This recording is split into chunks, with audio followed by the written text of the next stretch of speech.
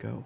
We're live, Sean. It's Saturday morning. You know what that means. The Comics Pals are live, and we're all here. I feel like for the main show, at least, it's been a little while. So, hello. It's been a while. Yeah, it's Tyler's. We got the crooners on deck. We got Tyler.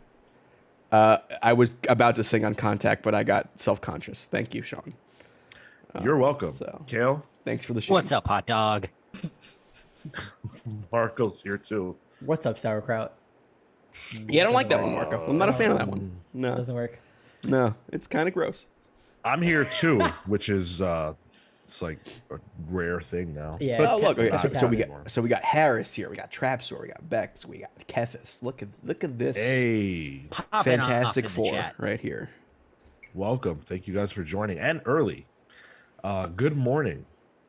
I think Kefis lives in the West Coast, right? So it's like, Well, no, he's in Mountain Time now. okay, That's right. Yeah, right? yeah. He had moved. Yeah. Is that 2 hours Absolutely. or 1 hour at this point from us? I mean, I guess it's 10. Yeah, that's fine. It's not bad. If it's mountain time, it'd be 2. Yeah. Yeah. So, all right, let's do some quick fan casting.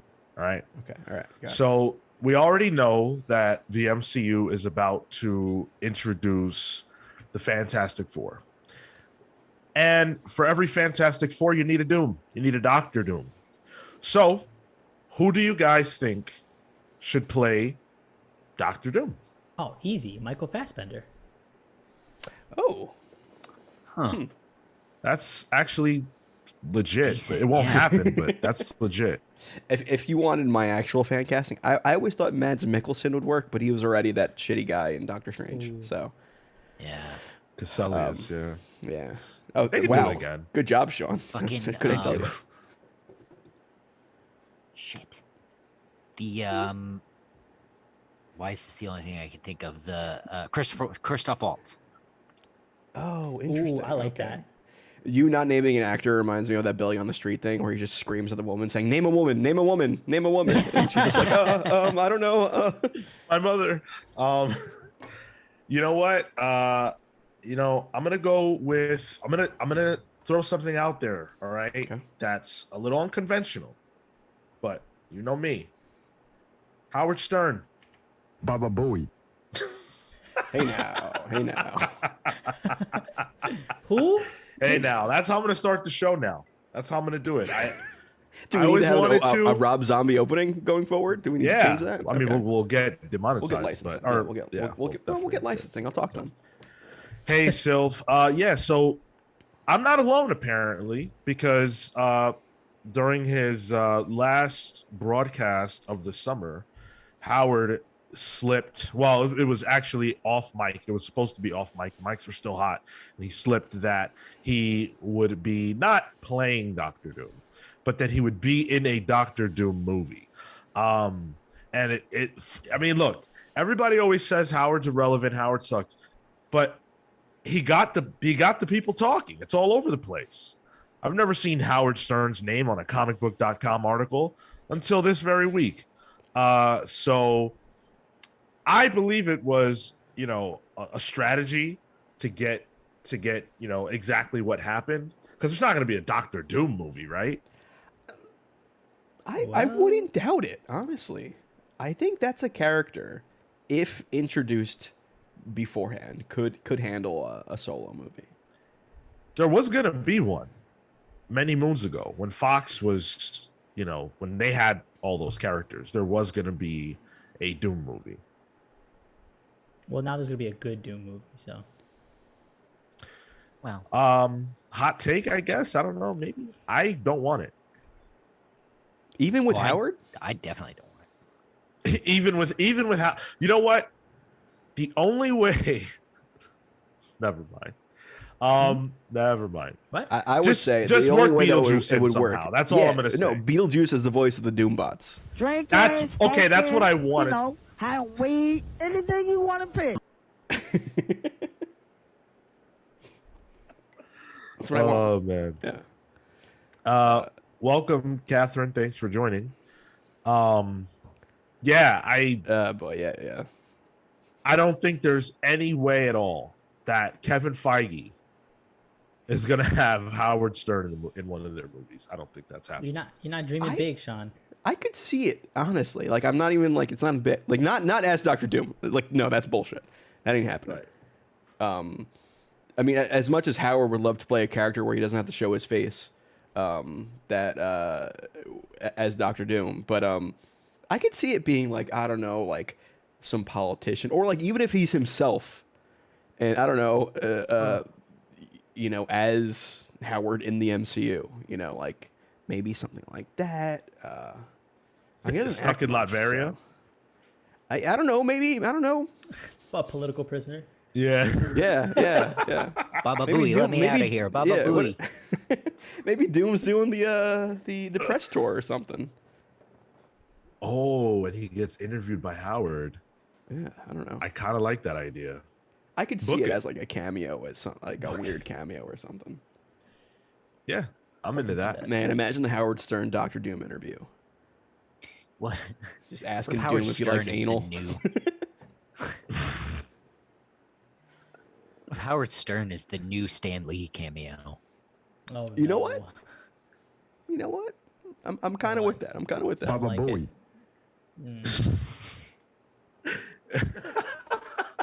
It's just fun that I get to hit that button now. If Howard Stern were to interview Doom, he would ask him something to the effect of, would you say that the reason that you're, well, let's just call a spade, a dictator, is because your mother's trapped in hell? Oh, he would ask him mommy issue questions. That's for sure. that's 100 million percent what he would ask. 100%. Yeah. Yep. Yeah. And honestly, Catherine points Howard- out, sorry? I was gonna say Howard would be right in that instance. You know. I mean, yeah, what other reason is there to be a sick dictator? Catherine points out he's going to run for president, so no time for that. Yeah. I mean. He'd run as a Democrat, I would imagine. Could he beat Trump? That's the question. Jesus. I feel like Is that my the world head's we're going to in? explode from that. Oh boy. Oh, you know what? We can't talk about this anymore. We have some sad news to talk about. Again, and shout, Howard Stern would absolutely ask mommy questions. Yes, and not necessarily of the variety that we discussed right now. But No. you know, Trust me. I have a quick announcement I wanted to make sure I got to. Okay. We have to say, well, sort of farewell. See you later to Aditya Bidikar, because Bidikar is taking a break from lettering. So this is the tweet that he sent out. I'm not 100% sure this merits an announcement, but everyone that needs informing has been emailed, and I'd like something to hold me to my decision. So, owing to ongoing health issues and fairly severe burnout, I've decided to take a hiatus from lettering comics. I'll be finishing my current projects, but it won't be taking up new ones indefinitely. You'll see new work from me for a while because a lot of books work ahead, but behind the scenes, it'll be business as usual till the end of September, and then a steep dive in the graph. Wow. Yeah. It's a shame. It's a good guy. Yeah. But also, He if you does got mention- burnout, Sorry? if you got burnout that bad and there's health issues, like do what you got to do to stay healthy. I mean, my man's name was on every fucking comic book. Yeah. True. dude. Yeah. These letterers and colorists work themselves to the bone. And it's not necessarily like easier to be Yeah. a letterer or a colorist than it is, you know, a writer or a line artist. Like, Yeah. brutal stuff. And they do multiple books. Yeah. For fucking crumbs too. Yeah, because the pay rate's so small, you have to do all of the books. You know. Yeah. Take care, Catherine. We'll see you down the road. Have Good a week. good flight. Check the Discord. I'm about to post that Howard Stern Doctor Doom Or have a good Dolly ride. Mini. Oh, I've seen that. Yeah. Oh man. Yeah, it's been a week. It's been a big week. Lots of stuff to talk about. Somehow there's more in EzraWatch to go over. Jeez. It's remarkable, but we're still here. We're still talking about this person. Still on the case. Yeah. Where we the- need a sound for this at this point. Tyler, work on it. Baba Booey. Oh shit, wrong one. Not what I had in mind. No, The okay. America's Most Wanted theme or something. Just the cops bad boys theme. Yeah. We've got a new creative team on Spider-Man, a very familiar creative team. We're going to talk a little bit about Thor: Love and Thunder. ONI Press is in the news. Getting a lot of defense for some politicians coming at them, but then it exposed some truths. So we're going to get to that. And in our main topic, we're going to be talking about Marvel Studios and DC Films, Warner Brothers, return to San Diego Comic-Con and what that means for a whole host of different situations and scenarios. So we got a lot to discuss. Before we get into all that, I do want to let you guys know how you can support the show. As always, we have a link to our link tree in the description where you can see all of our links, but do want to particularly shout out patreon.com/thecomicspals, where for as little as $3 a month, you can support the show. And you get to check out our newsletter this month, or this week rather. Kale chose to put out a little video. Why don't you talk about that if you want? Yeah, I got to try some wasabi ice cream. That's vile. It's It's- disgusting. Spoilers, it wasn't very good. Oh no. First of all, can we discuss that you stole my bit?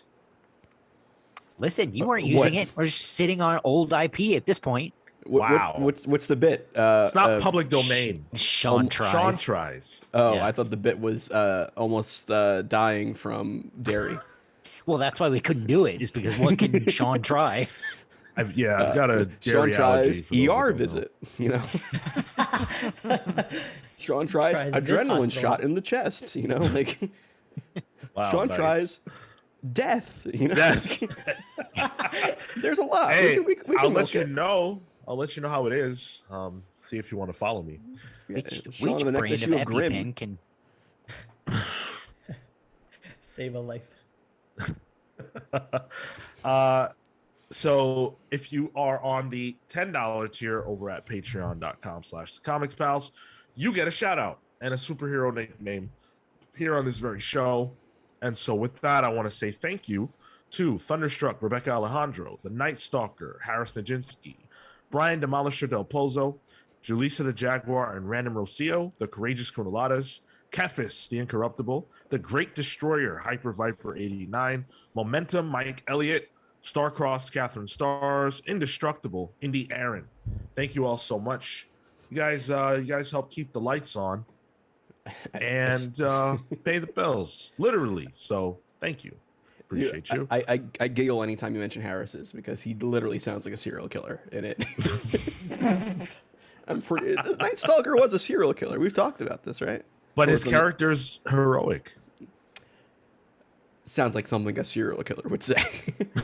So you're saying I'm a serial killer? hey now. Wow. What something I've learned from Columbo is the killer always says, "You don't actually believe," and That that is a very Sean's coming for that one. That's a very Kale sentence. Something I learned from Columbo. Right? Columbo, Common Writer. Yeah. If you want to watch this show live and start your weekends with the Comics Pals, twitch.tv/the Comics Pals every single Saturday at 10:15 a.m. Eastern, Thursdays at 6 p.m. Eastern for Pals Pulls. That's our comic review show where we pick 4 books, talk about them, and then one of us gets assigned a book to read, comics tag, and then they have to report on it and they get to tag someone else. I am guilty. I'm Sometimes guilty. they don't. I got tagged with a racist comic book. Oh my It was God, racist. again. We're No, I don't know if you Yeah, guys know about this. Oh my God. Back I on don't know. this. I don't know if you guys heard Good Pals thing I have a Pulls. slide for racism. Let me bring that one. No, I You have a racism slide. That's don't. where we're I at. don't. Okay. We need to inform the people. It's a PSA. I do I'm trying to constantly have let an you Ezra guys slide, know though, yeah. what goes on the other show. I got tagged to read a racist book by Kale. And you know what? I didn't have the heart. Sorry. I tried. The heart or the memory? You tried. You know? Bit of both. So this upcoming week, I have to read it anyways, and I have to watch some shitty video on YouTube. They can't handle me. They ain't tough enough yet. That's Sean's comics tag. YouTube.com/The Comics Pals. Please do subscribe if you haven't yet. Like the video, share it with your friends. All that stuff's free to do. Helps us out a lot more than it costs you. And last but not least, join our Discord server where we're always having a great time. So many of the people that are here now are over there. So it's just an extension of the main show. And actually, not my last plug. I do want to mention our Thor God of Thunder book club, voted by you, the listeners, which reminds me of something else I need to mention. That drops Tuesday, by the way. Yeah. But if you're a patron, it is you have early access to it. There you go. Yeah, patrons, go check that out. Right. It's out now. I need to mention the August book club vote because I'm not pleased. I'm not. Is it I'm done? not, Or I'm we? not- When's the cutoff? It's not Is it- over. It's Okay. not over. Okay. The cutoff's going to be Tuesday. Okay. All right. But right now, I'm not liking where it's going. So these are the choices. All right. So it's Chainsaw Man, Oh, hell yeah. Yep. Crisis on Infinite Earths, Oh, hell yeah. Berserk, Yeah. and Tokyo Ghost. All right. Okay. Right now, Yeah, Kale eating good this month. Chainsaw Man is winning. Oh, let's go. And I am asking for help. More. I am asking for you faithful listeners to not vote anymore for Chainsaw I'm about to go vote for Chainsaw Man. or Berserk. That's what I'm asking for. I'd counter this off. I'd counter this with, it is the year 2022, and Tyler Olson, might have to do a podcast about a manga, and the fact that I pronounced it manga shows where I'm going with this. Once I saw that Chainsaw Man was winning, I was like, oh, it was kind of like it was tough. I was like, oh, okay. I Exciting. guess I have to sleep in the bed I made. Vote Tokyo Ghost or vote Crisis on Infinite Earths. Whatever you'd rather hear us talk about. But don't vote for Chainsaw Man anymore. Thank you. It just went up to 50. It just went up to 50%. No, it did not. It just went up to 50%. It went Oh from 40% my to 50%. God. Who did this? Wait, no, Wait, that's it's going- unfair. it's going the up? the comics pals cannot get a vote. Huh? What? Huh? Yeah, thank you. And we can't remove the vote. So well, you just completely ruined it. Wow. Collusion. The voting polls were tampered with. Now I voted for myself. So now Tokyo Ghost is winning. Haha. All right. Boy, that's not a good sign for turnout. Let's get into listener comments. You yes, guys so- in the comments, please. No, not Chainsaw Man. Go ahead. I've never read it, so we had a couple comments. This was on last week's episode, with that Cal and I did episode 296 regarding the Miles Thor Atlas What If book. So Jones 25 full commented saying, I think the Tom Taylor situation with Nightwing is a much more severe case of fans looking for controversy to jump on. As for Miles Morales' Thor, I think the author made some misjudgments with his writing, and some amount of criticism is appropriate. But yeah, this should have been caught in editing. And Chillmonger followed up with, yeah, the worst thing about that Miles comic is it made it past an editor. So there seems to be some kind of consensus there that, like, someone should have caught that. But So I wasn't on that conversation. Mhm. And I had some thoughts. So look, I didn't read that comic book, but I read a lot of pages from it, and wow, that was fucking bad. Just the shits, right? But I think that we're getting to a point with reactions to stuff like that where it's just like, full blaze, on people. And Yeah. I just feel like, hey, this dude wrote a comic that we didn't like. And that's fine. Like, does it mean that he's a racist? I feel like that's just so beyond the pale. You know, like people really, they're taking it so far now. And I think it's ridiculous. Yeah, you call him out. That's fine. You can call him out. But to take it to racism, like, what are we doing? To take it to a point where it feels like there was an intent to harm, I think is where it goes beyond that step. As much as there's like a misrepresentation, yeah, call that out. But I don't think he was sitting there going, "This is gonna piss people off." Haha. Right. Yeah, I think some people equate intentful harm to be just as bad as not meaning to harm and being oblivious to what you're doing, which I don't necessarily agree with. But the dude relied on a lot of stereotypes for that one. He's like, all right, I need to get the shaved head, make sure that there's a design shaped in his fade, and make sure there's a close up on his sneakers. That'll do it. Yeah. Yeah. One thing I mentioned or tried to mention, I don't know how eloquent I was about it, but you know, a lot, it feels like a bit like you were saying, like a lot of the audience comes to this stuff in as much bad faith as bad actors. Mm-hmm. Yeah, 100%. And it just gets worse and worse and worse. Like, this dude got raked through the coals. And yeah, you know, his response to some of the comments wasn't great, but you know, people are coming for your head. That's got to be tough. We've never had to deal with that. The average person doesn't have to deal with that. That's got to feel really bad. I felt like his apology a little bit canned. You know, I don't know about the donation. That felt a little bit forced to me. You think it actually happened? like you know, I don't know. Where's the receipts, buddy? Yeah, no one ever posts their receipts. Let me see that. Yeah. Let me see that. But I don't even want it. Like, okay, you wrote a shitty, stereotypical Miles Morales comic. Is it harmful to Miles? Probably not.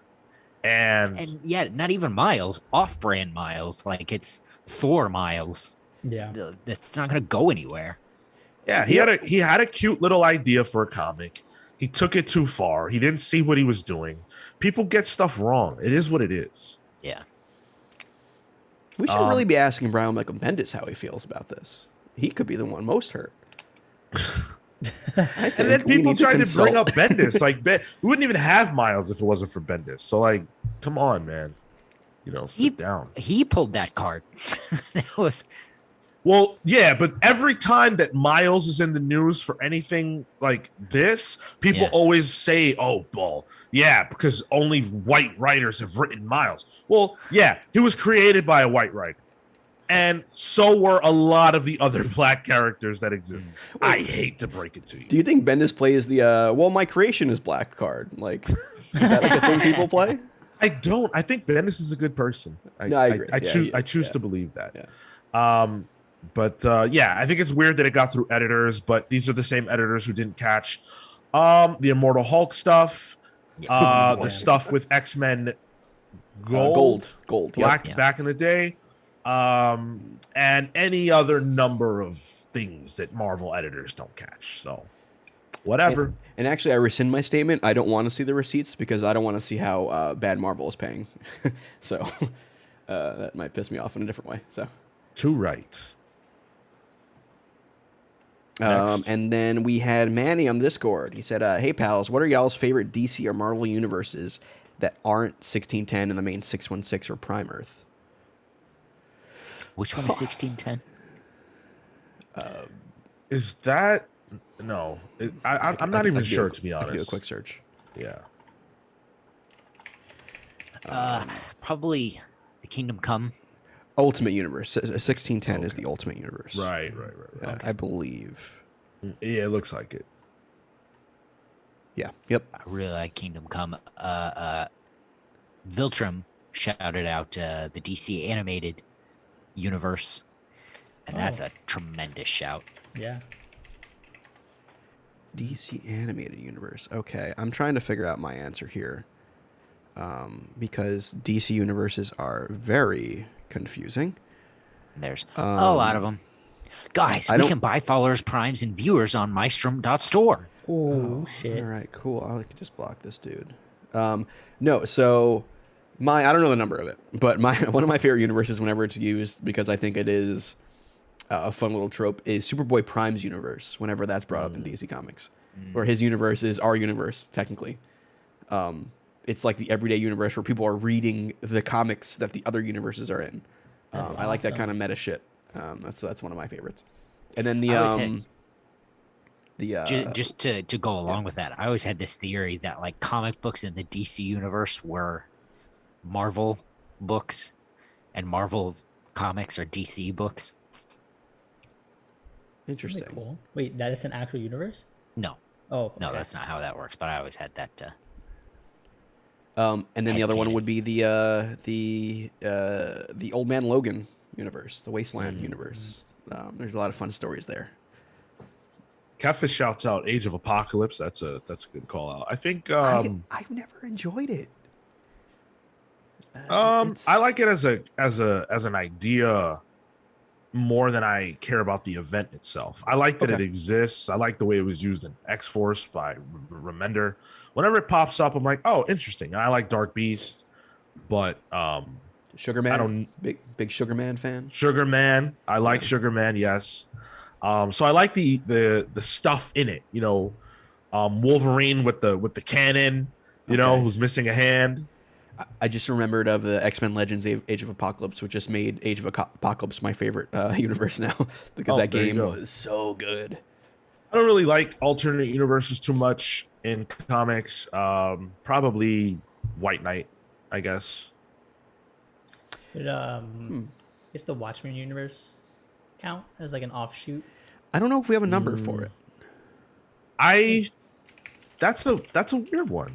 Because it's not an alternate universe of DC, right? Like, But technically, it's like well, at least in Doomsday Clock, technically it is, right? Because he enters like a Yeah. whole other world for it. but that doesn't mean it's an alternate universe of DC. It just means it's an alternate So, universe. Earth 4 is the Charlton universe. but Where it's based on the Charlton. Right. Yeah, There so it is, Watchmen right. is based on those characters. So I don't know where it lands in the current. Yeah, so if anything, it's an alternate universe of the Charlton universe. Yeah. Yeah, I'm not seeing Watchmen, at least on Wikipedia, as a universe. But Earth 4 is probably the closest to that, with Blue Beetle, Sarge Steel, Nightshade, that stuff. And I'm Yeah. assuming like the Sandman universe or whatever is a separate thing, also, right? That's main DCU, I believe. Yeah, I think that's Yeah. Or is it? Yep. Oh, now it is. Probably right. Damn, I don't know. No, we have Superman gonna show up say, I pretty don't- early on. I don't know if Marco's comics knowledge is broad enough for a favorite alternate universe. I'm just thinking of like does the Vertigo? No, stuff because count? Swamp Thing was in continuity, so it was Hellblazer. Like it's always but they been there, removed but like its it. own separate thing. But I think in terms of continuity, it has existed in that. I would have thought you were a Gotham by Gaslight fan, Marco. The old steampunk book. universe. Yeah. I don't know. I gotta do homework. Oh, okay. Earth 21 is the New Frontier universe. Oh, I take that one. That was Okay, fucking all right. amazing. Earth 21. All right. Yep. Nailed it. All right, let's jump into the news. We're gonna start. Hold on, Sean. Oh, what's up? Wikipedia says Earth 23, and it's just listed as black versions of DC characters. That's my favorite. That's where I Okay. live at. All right. It has White Adam in that book. White White Adam. Lightning. Yeah. Wow. Oh my God. White Panther. Whoops.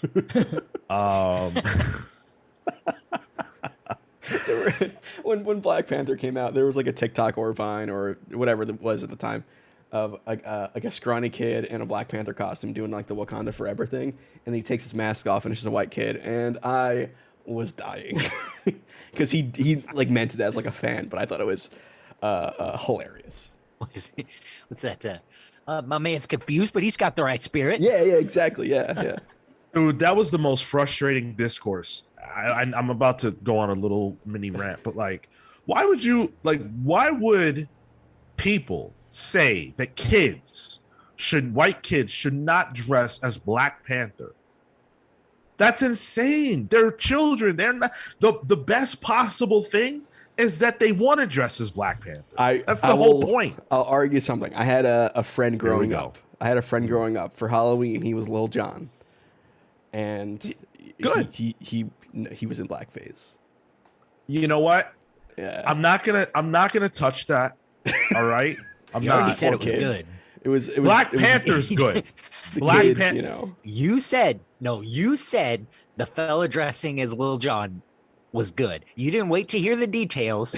Dress. I didn't know about blackface. Yeah. You said it was good. Sean's a fan of blackface. Wow. You heard it here. Wow. Wow. I've got news for you about recommending asterisk. And then Right. The only thing you're doing right now is exposing your own racism. Agreed with Sylph. Let's not paint our skin black. But that's the thing we can teach our children, right? But just wearing the Black Panther costume, I think that's something we should aspire for, and let kids be kids and not involve them in, I don't know. Yeah, my brother was Flava Flav for Halloween once. He didn't have to, do blackface. He just had the Viking helmet and the clock. That's enough. The costume at that point. It's Sultan of Sling says, I always show up to the weirdest part of the stream, which is, you know what? For this episode, I'm not sure that's true, but this is a pretty weird part of the stream. You're right. I think the thing with, kids dressing as Black Panther, I think it goes to that thing of like, by showing them stories with people outside of their skin color and their gender or things like that, it helps them grow empathy for other people. Exactly. That's my thought process. Yeah. Sylph says I've cosplayed in kimono stuff before. Yeah, I don't know. I'm not the arbiter of all this stuff, but I feel like there's a difference between appropriation and celebration and having a good time, especially when you're talking about children. But that's, I guess, a conversation for another podcast. Although we talk about anything here, so whatever. So Dan Slott and Mark Bagley are two of the most well-known and celebrated / reviled creators in the history of Spider-Man. I think Bagley's more celebrated, Slott's more reviled, but they're coming back. They're coming back to write Spider-Man. Adjectiveless Spider-Man. Just Spider-Man. What's the Miles Morales book called now? Miles Morales Spider-Man. Is it? Spider-Man back Miles to Morales. Miles. One of those Got two. demoted, huh? Mm-hmm. Got demoted. Yep. This is going to tie into all the end of Spider-Verse stuff that they're doing. That's coming up here soon. It's also going to tie in to what's happening in the main Spider-Man book right now. So the end of Spider-Verse is going to, well, this is a quote from Slott. The end of Spider-Verse will see Peter, Miles, and your favorite characters from previous Spider-Verse stories, along with all new characters from the upcoming Edge of Spider-Verse mini, slam them all together and bring the entire Spider-Verse saga to a fiery close. Oh, gosh. No one chose Spider-Verse as their favorite. Well, I guess it's not an alternate universe. It's an event. Yeah. So we're gonna get Mark on 4 issues, and then that's it. Mark Bagley's fucking solid.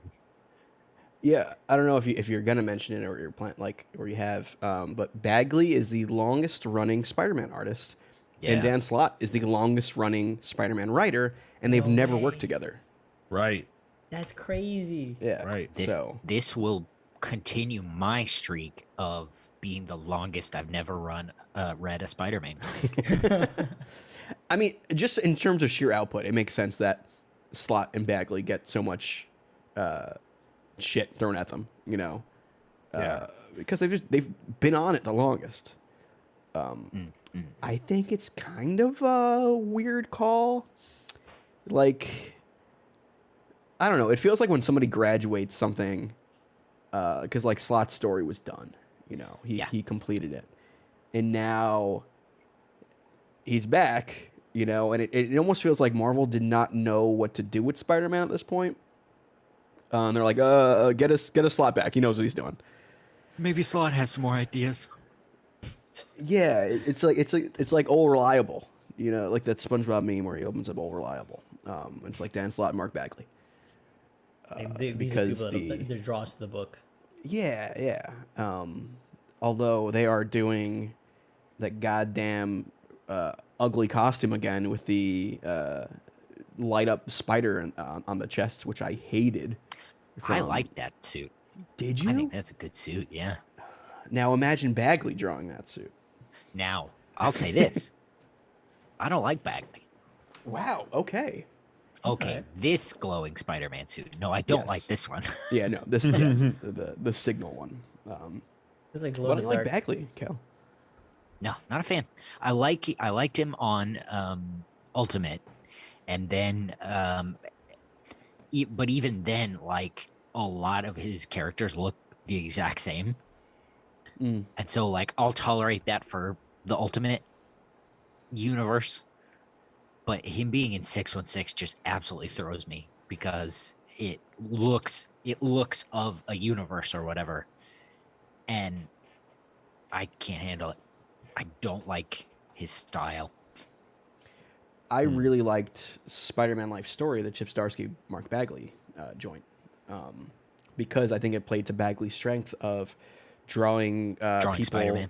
Well, yeah, and also drawing people that look like they dressed 30 years ago. Yeah. Because it was set, 30 years ago at some points. You know where that fit actually? One of my first experiences with Bagley and art, Onslaught back in the 90s. You know what? That shit kind of slapped. It probably That did. art was pretty good. Yeah.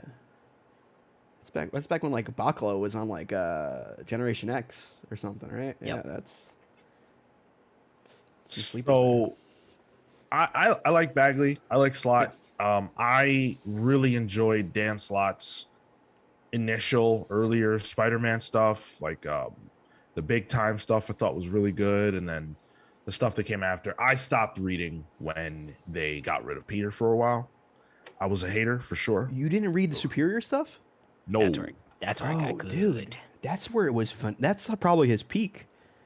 Like, it is phenomenal, honestly. Man, you worked yourself into a shoot there, didn't you? Back then. dude, that's how I genuinely felt. I was like, nah, I'm not with this. This feels like fan fiction to me.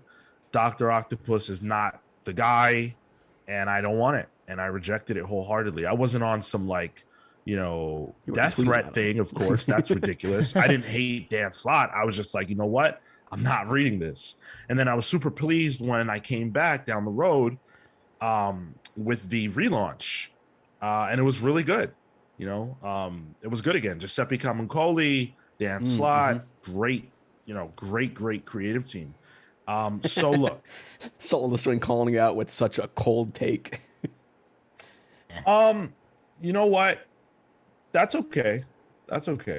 Clearly, I'm not alone in that, right? Hey, Like a lot of people. Book club, that might be something we throw in there.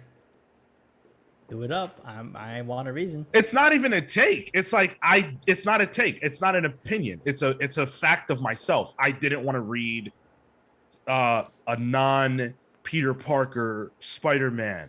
I didn't want to read, Doc Ock Spider-Man. It's not a Heard it take. here first. Miles Morales is not Spider-Man, according to Sean. No, I'm saying like I don't want to read Peter Parker replaced. Yeah. I mean, I have to defend myself here. I didn't realize that's what we were doing. Man, they getting you in the retweets. Wait, is it a week on the Comics Pals? You don't have to defend yourself? Well, listen. But do I need this? No, I don't think I do. I think that it does a disservice. It's Zeb Wells on the main book, yeah. I think so, yeah. It does a Amazing, disservice to to what Zeb Wells is trying to do over there, I think, and Ramita Jr. for what it's worth, because this is tying into that. This is dealing with the stuff that book has alluded to, like Norman and Peter working together and things like that. So I just don't feel like it's necessary. Slott's done his bid on Spider-Man, and I think you just leave that be. I'll read it for sure. We're gonna pals pull it, but I think you leave it be. I gotta say, Bagley draws some good Osborne cornrows. Like the flow of Norman's hair is looking good in this panel that I have on the screen. Some people just draw him with like just a base buzz cut. Like, nah, that's not Norman. Yeah, Bagley gets it. I'm with you. I am also tired of the Spider-Verse. How long have we lived with this? Like, we're getting more of the summer too. But Cal, I thought you were a Moreland guy. I'm a Straczynski Moreland guy. Okay, fair. Slott has not done it right. I'm with Kale there big time. I read the we had to read something. I don't even remember what it was for at this point, but we read some Spider-Verse something. And Moreland was in it, and it was like, okay, wow, this is weird. The book. It was Spider-Verse. Yeah. Okay. It was the actual book. Yeah. I can't believe we did that. I totally forgot we did that. Yeah. Moreland is cool when he's an unstoppable force. And then they made more Morelands, and he became not so great. The Inheritors, Well, yeah. I think. Once the unstoppable character gets stopped, it's stop caring. It's not fun anymore. Also, can I point out? I don't know if I'm crazy right now, but I feel like Mark Bagley and Mark Waid look like the same person. I couldn't tell you what Mark Bagley looks like. Look it up, because I didn't know what Mark Bagley looked like, and I just quickly looked, and I was like, "Holy shit!" And then I Holy was shit! like, You're not wrong. yeah, they look like the same dude. That's so weird. Mark and Mark, Oh, holy moly. right? I was not expecting that. That's could be twins. wild. Yeah. Let's get them working together on. Oh, the that's a book. I good. wanna That's see a good that. game to play. We can do guess the mark, and I just show. The mark is Sean. Thank you, Kale. That's And then it just there's turns the out to be joke. Bouchard. Like, I'm pretty sure you can tell the Dude. difference between How many creators named Mark can we name right now? at least 3, right off All the right, top so there. here's the game. All right, starting from Marco. You're Mark gonna Miller. say a name, and then it'll go. So it'll be Marco, Oh. Tyler, Kale, me. Okay. I Marco, got Tyler, it. Kale. Okay. Mark Millar. Okay. Oh, me. I'm gonna say Mark Bouchard because it took Luke. The press tour has started for ONI Press, which we'll talk about later. But Mark Waid. Mark Bagley. and Marco has left the chat apparently. You got one, Marco? I don't have another one. There's a lot of marks. Is there? I got Grayson one in the is, chamber. invincible. No looking, Tyler. Don't cheat. I'm cheating. No, come on, play the game. All right, Marco's I don't out. have Tyler, one. you're Yeah, next. I don't think I have one. I got Oh, Mark Russell. Mark Silvestri. Oh wow. Okay. Ooh. Okay, it's you two. Mark. Teixeira. Isn't that Mark Teixeira? Isn't that an artist? I have no idea who that is. We'll have to- Texaria. I'm verifying. Texaria. That's how it's phonetic. It's pretty sure it's Teixeira. Baseball. He's a first Punisher baseman? artist, right? Wasn't he? No, he was a Nope. Punisher artist. He did like a lot of Punisher shit. Spell that out again. I'm looking it up right now. Yeah. Teixeira. Yeah, baseball first baseman. Yes, I know he was a baseman for the Yankees, but this is a different guy. Search comics at the end of it. Confirm. I'm looking at it right now. Oh, okay, fair enough. Did Ghost Rider and Punisher stuff. Then you got me because I got no more marks. All right, and that was a game of marking out. Who's the Mark? Marking out. Oh, here's one. Mark Farmer. Oof. That sounds familiar. That's He's a British comic book artist deep cuts. working with Alan Davis. Oh, Hey. I love Alan Davis, man. That's some good So- stuff. We've got a while to wait for this Spider-Man #1. It comes out in October, but we'll certainly be reading it for Pals. So So near Comic-Con season, huh? So there's probably gonna be a lot of probably a panel, I would guess, in New York Comic Con, maybe. And there's always a Spider-Man Possibly. panel, so Yeah. let's hope Dan Slott's there. It's wild to me that he spent 10 years on Spider-Man, right? More. Went to Fantastic Four, did a fairly short run. I mean, 4 relative to years, his Spider-Man, yeah. And then left, and it's a big thing. Oh, what's he gonna do next? Oh, he's going back to Spider-Man. Safe choice. I was like for sure seeing him going to like an Avengers or something. You know, like Yeah. Slott's one of those guys where he works well with an ensemble cast. And I think he'd be a good fit for something like an Avengers, especially when he gets into the real like cheesy Marvel parts of it. But Yeah. I mean, this also reads like an announcement. Like once it was adjectiveless Spider-Man, I'm like, oh, they're gonna do 5 issues and then it's gonna be a different team. Like that's kind of the feeling I get for it. Yeah. Yeah. And it's also wild that they're having 2 events in the Spider-Verse in the same like summer. One closing it out, right? So End of Spider-Verse and Edge of Spider-Verse, I think it was. Something like that. some side effect. That is Yeah. true, yeah. Unbelievable. Well, verdicts are rolling in on Thor Love and Thunder, not me. And it's mixed. So there's still a review embargo. So, reviewers aren't allowed to put out like their big article about it. But some people who have seen it already have taken to Twitter and they are discussing their feelings. And it's mixed. So here's one from Kirsten on Twitter. Wow, Thor Love and Thunder is great. The best entry in Phase 4 behind Shang-Chi and No Way Home. I laughed, I cried, then I laughed and cried some more, in that order. Natalie Portman is finally given her due. Dr. Jane Foster is more than worthy of being the mighty Thor. Now, Kirsten, I must say, saying that it's the 3rd best movie Yeah. in Phase 4, not the highest of praise, my friend. Behind the other 2 movies that have already come out, so it's in last place. Okay. How many are there? There's Eternals, Black Widow, Doctor that's Strange. Shang-Chi, No Way Of course. Home, Spider-Man, No Way Jose. Yeah. Wow. Eric Davis says another classic Thor adventure. Thor Love and Thunder is everything I wanted it to be. Big, colorful, weird Guns N' Roses fueled battles to go with a hopelessly romantic story about discovering love in unexpected places. Christian Bale and Russell Crowe are especially great, and Korg. Well, Russell Crowe. I mean, come on. Does he sing in this too? I loved him in Les Mis. Got some pipes on him. That's where he's gonna shine, right? Yeah. Interesting that Christian Bale. The comment there is also good. I think one of the things in the book club that we chatted, there's worry for some of that. So let's hope.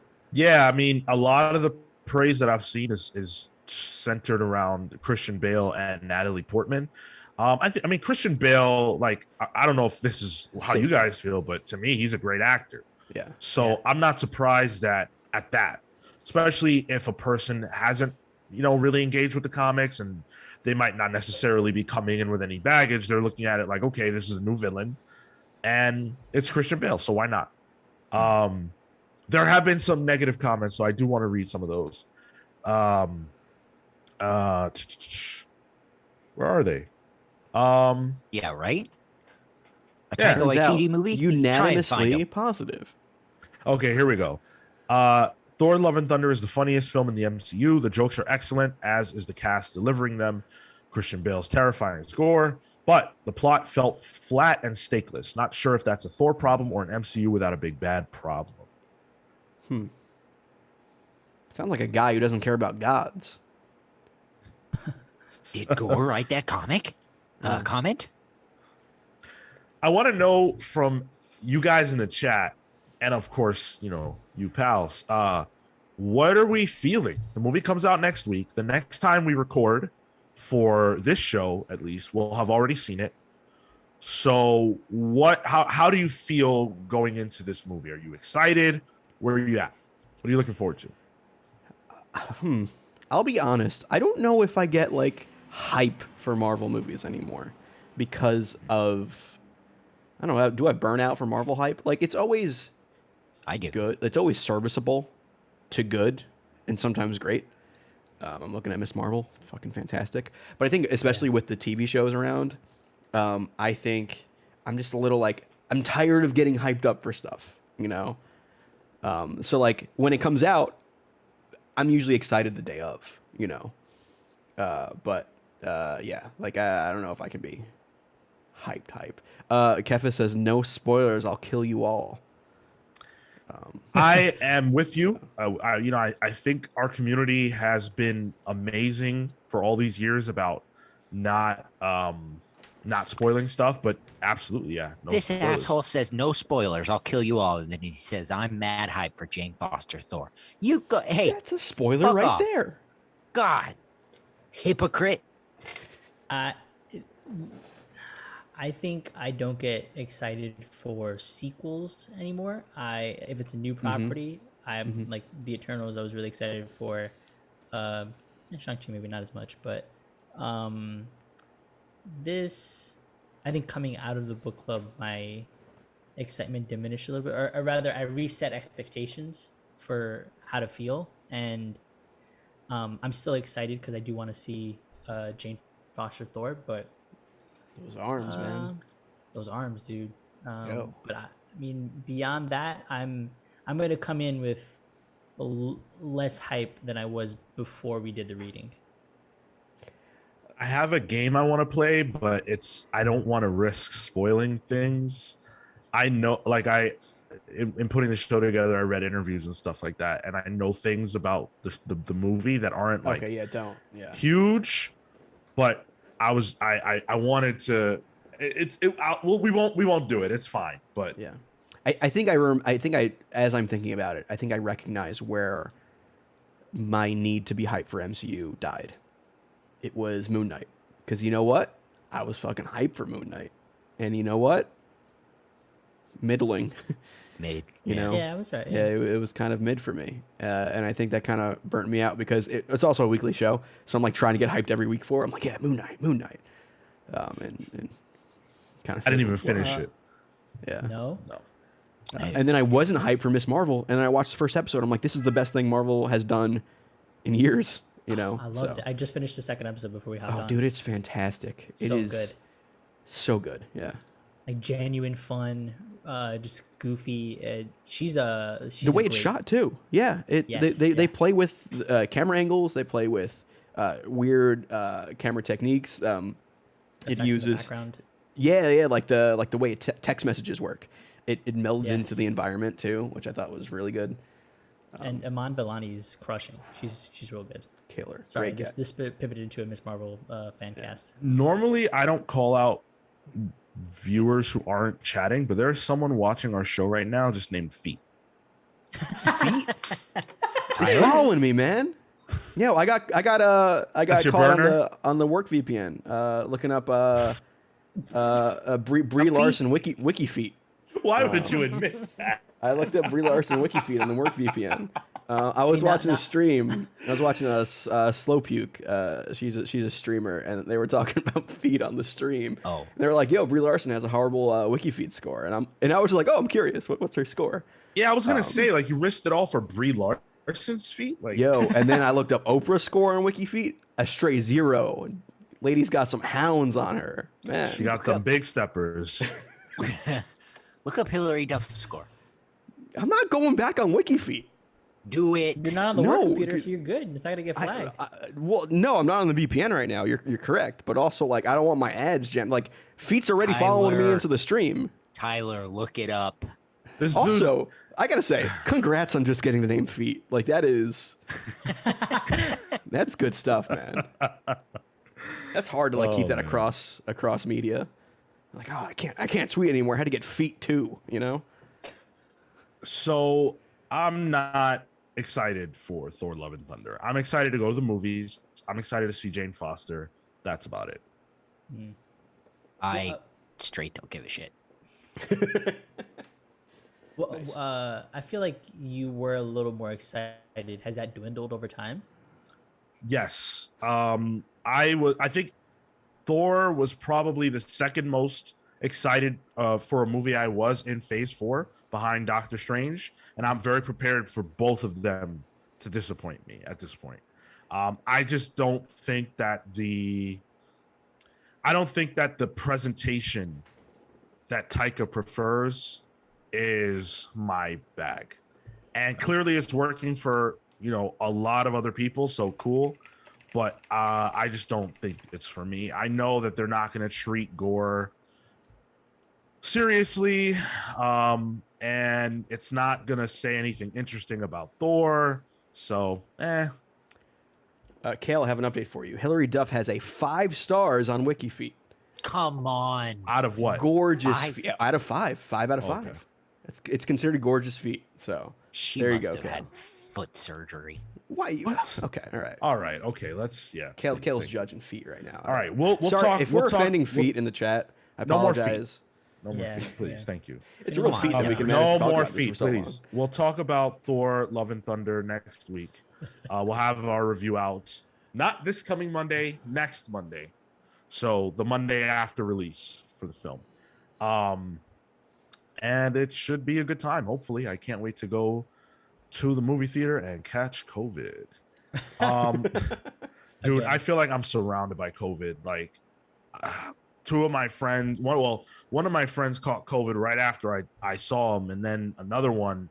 I mean, this dude's been running around coughing everywhere. I feel like he's got fucking COVID. So it's just scary right now. Gotta love living in a largely populated urban environment. I've been That is- fine, dude. I've been going to the city. I've been going to work. I've been saying hi to people, shaking hands. I'm good. Marco, it's because of your extracurricular activities make you immune to a lot of diseases, I bet. I mean, my friend Just went to immunize Pride yourself. Parade, and he had no mask on, and it's a parade, okay? And Yeah. there's no mask going on around there. That's not. You're partying. You're there's no mask partying. there. You're partying with COVID, okay? Yeah. Yep. When I gamble, Yeah. I gamble with my life. What's They- that saying? When like if you and your partner have unmarried sex, you're having a threesome because the devil's with you, something like that. Isn't that? What saying is this? Yep. What? Yep. Oh, Kale. Okay, yeah, it resonates with Kale. Yep. Yo, Kale popped off hard for that. If you Oh, go man. somewhere Kale, do you know the actual maskless, saying? COVID is with you. Sean, What? those conditions are familiar at this point. Okay. Threesome with the devil. Okay, Yeah. I'm gonna Google that one. do that. And You do yep, that. that's what popped up. Okay. Yeah. All right. Let's get into the ONI Press stuff because we've got some stuff to talk about here. Now, last week, I don't remember what day it was, but actually, we were Saturday. informed by Sylv Stevenson that a listener, obviously, that ONI Press and Maia Kobabe, hopefully I didn't butcher that, but we'll go with Maia, are being sued by politicians in Virginia for obscenity. Obscenity. Fuck wild. Who gets sued for obscenity? I mean, Maia put out a graphic novel called Genderqueer. It was colored by Phoebe Kobabe, who I'm not sure the relation there. But Lionforge / ONI Press put it out. A Court of Mist and Fury by Sarah J. Maas is also under fire here. So the statute says that upon the filing of a petition pursuant to this article, the court in term or in vacation shall forthwith examine the book alleged to be obscene. If the court found no probable cause to believe the book obscene, the judge thereof shall dismiss the petition. But if the court find probable cause to believe the book obscene, the judge thereof shall issue an order to show cause why the book should not be adjudicated obscene. That's terrible. But a judge found that there was probable cause What? for the obscenity claims. So, So- under the Yeah, not just any judge. They had to get to a retired judge at that point to do that. Oh, amazing, Because of course. no That- actual active judge was like, yeah, this. that's the thing that happens. They do bring judges out from retirement. There's almost no such thing as retirement when you're a judge. You come back. But so one, the artistic, literary, medical, scientific, cultural, and educational values, if any, of the book considered as a whole, the degree of public acceptance of the book or books of similar character within the county or city in which the proceeding is brought, the intent of the author and publisher of the book, the reputation of the author and publisher, the advertising, promotion, and other circumstances relating to the sale of the book, the nature of the classes of persons, including scholars, scientists, and physicians, for whom the book may not have prurient appeal, and who may be subject to exception pursuant to Section G. So that's shitty. That really sucks. That really sucks because obviously, this sets a bad precedent, and this is a coming of age story. So that's, the whole, that's where the real thrust of it is, because they are coming for, even printers aren't wanting to print books that have, sexually explicit material or suggestive material, but this is a coming of age book. So, they're just going to go full bore after this. This is a bad look for this country, and it can have bad repercussions for the industry. During Pride Month. Yeah, oh yeah. It's not Pride Month anymore. We can, Well, as all the corporations have done, we can stop talking about it. I think it's it's weird that because this is also not the only recent book ban we've talked about. Mouse, I think, most recently, and the way to, I think, limit personal stories is crazy because it feels like there's a denial that these things are things that happen, and that's the part that feels more gross than anything else, is that this is a lived experience that I'm going to say, well, your lived experience is obscene, and that's the fucked up part. That's the precedent that gets set, not necessarily this book. I mean, yes, this book, but the precedent that gets set is a lived experience that is outside some sort of social or contextual norm is bad. All bad. And that's And the yeah, worst that's part the is, like- conservative playbook Yeah. is, dictating what is and isn't correct or moral.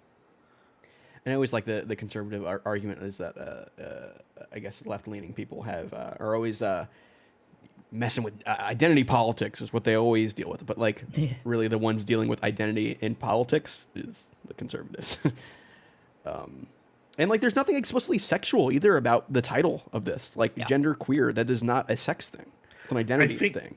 I think there is, though, like sex within the book. Oh, we should yeah, maybe there's- ban the Sex Bible acts. then too for the sex that's in the Bible.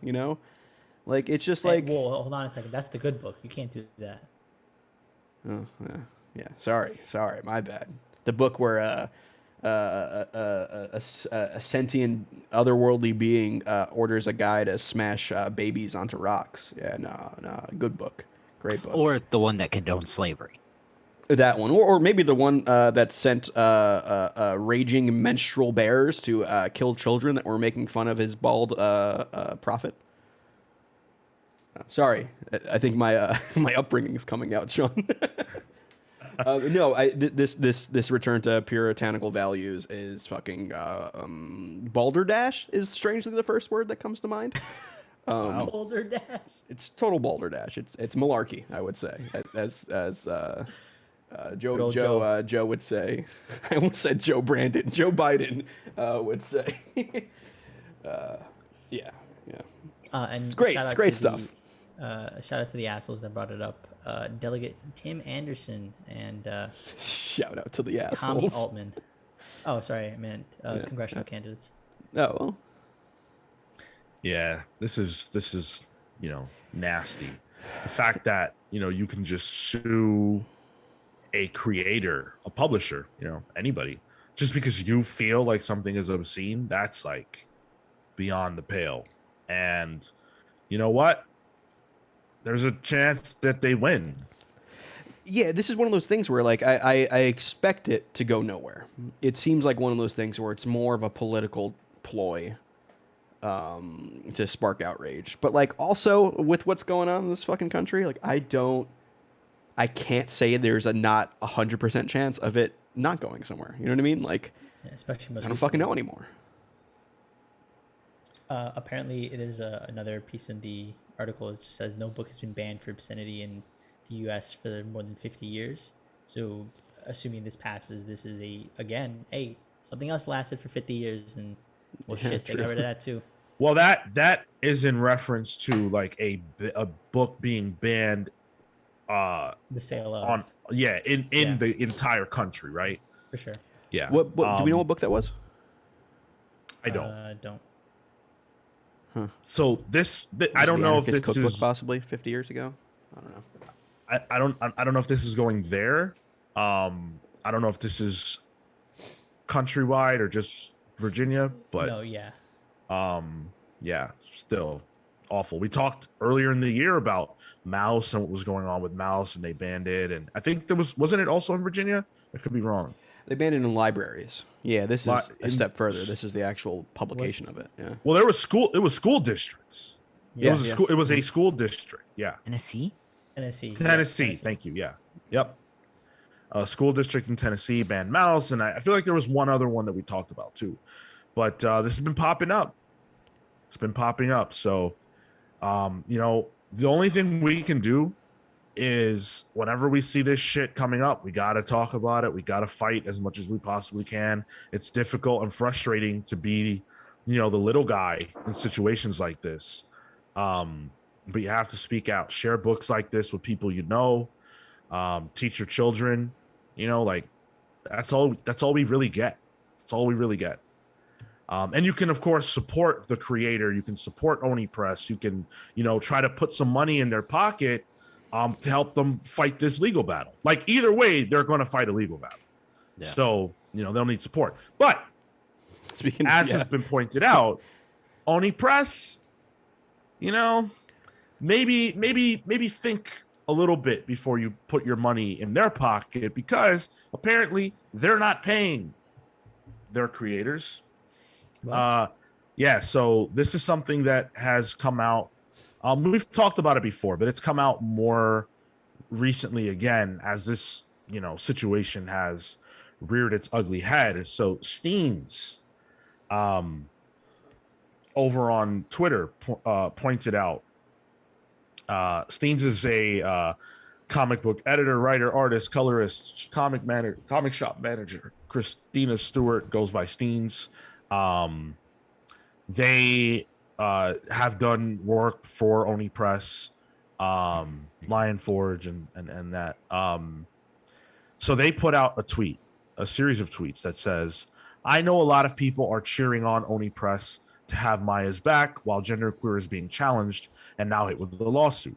But if you are an ONI Press creator, you need to ask for your royalty statements and make sure you're not missing a dime. Speaking as an ONI creator, I can say with confidence that many people are owed money. With the leadership being fired, creators are not in a good spot. Please protect yourselves with a paper trail. We can support Maia and genderqueer, but we can't look past the fact that ONI Press isn't paying their royalties." Damn, that's fucked. Matthew Ehrman is another creator who pointed out, "I've had 2 books trapped in purgatory at ONI for 4+ years now, and after they just fired their publisher after giving me my 3rd batch of editors, I'm done with them. If a publisher is looking for a written OGN and a good pitch for 5 issues, email me and let's talk." Wild that you have to, as a creator, assumingly, well, if you're pitching the book to someone, and I guess it's a different story, but like that you have to invoice them, you have to be the one to be like, hey, how is this not just normal business practice for them at that point? Mm-hmm. Yeah, that's a bad look. And yeah, go ahead. I was going to say, I know from personal experience that a lot Oh, Kale froze up here. Oh, I thought it was me. I was scared. Yeah, I'm like, for a fucking second. Verizon, I just got you. Oh yeah, you got Verizon. Oh, there we go. Good All shit. right, I'll take over because maybe this is where Kale was going. Steens mentions in the tweets that after firing of leadership, two of the head people at ONI Press were just fired this week. Lucas Jones and Charlie Chu are no longer with the company. Yep. And this was apparently a decision from the higher ups outside of ONI that own ONI, which I think is Lineforge. And even above that is there's another parent company. Oh, it's the Chinese company because they bought out Lineforge as well. I think. I'm forgetting the name. Yeah, Kale, you're back. You're good. Cool.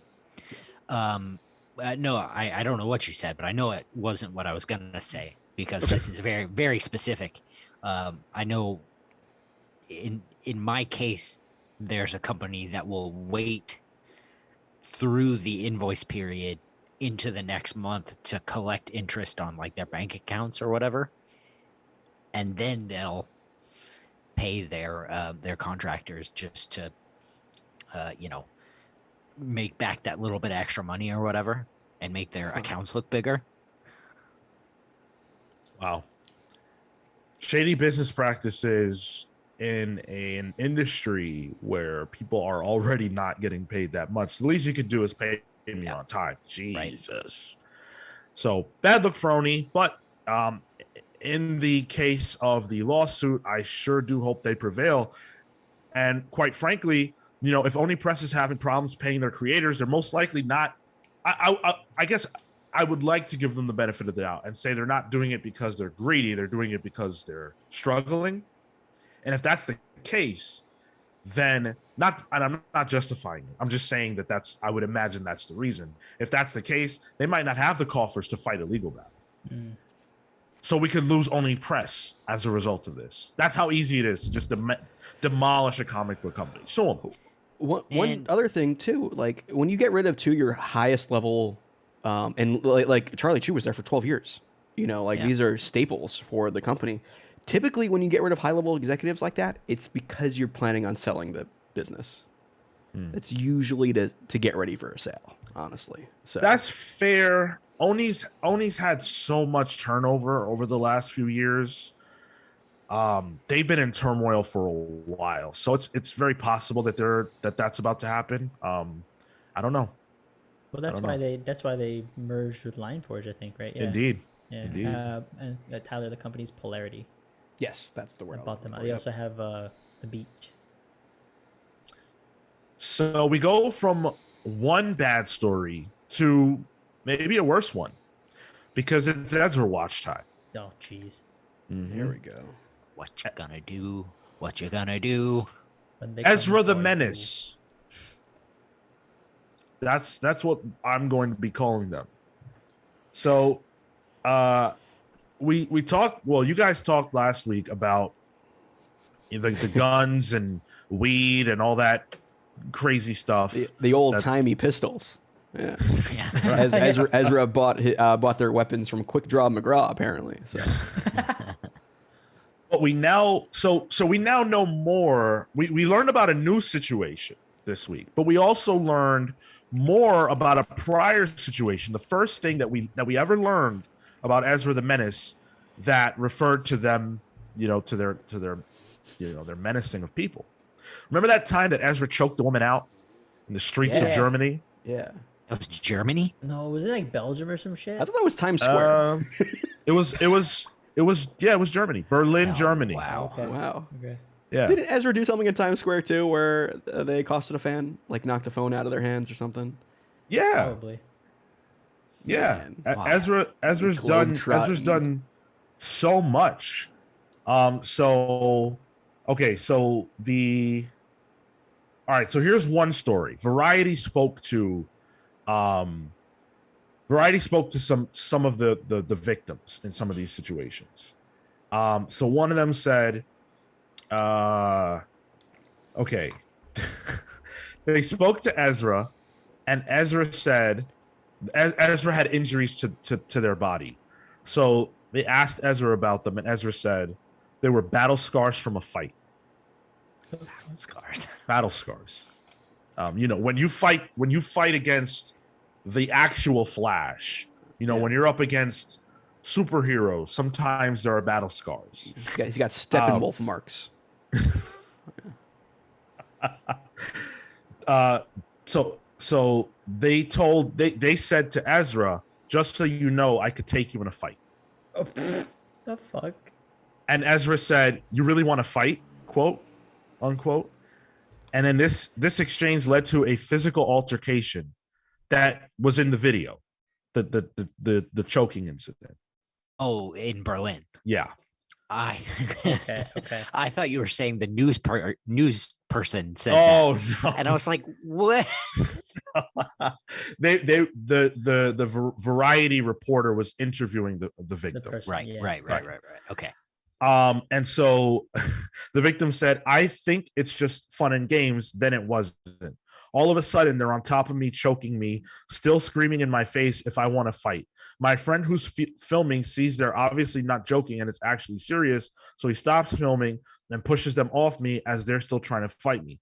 Two guy friends of mine are actually holding Miller back as they're screaming, "This is what you wanted. This is what you wanted." So get that visual in your mind, okay?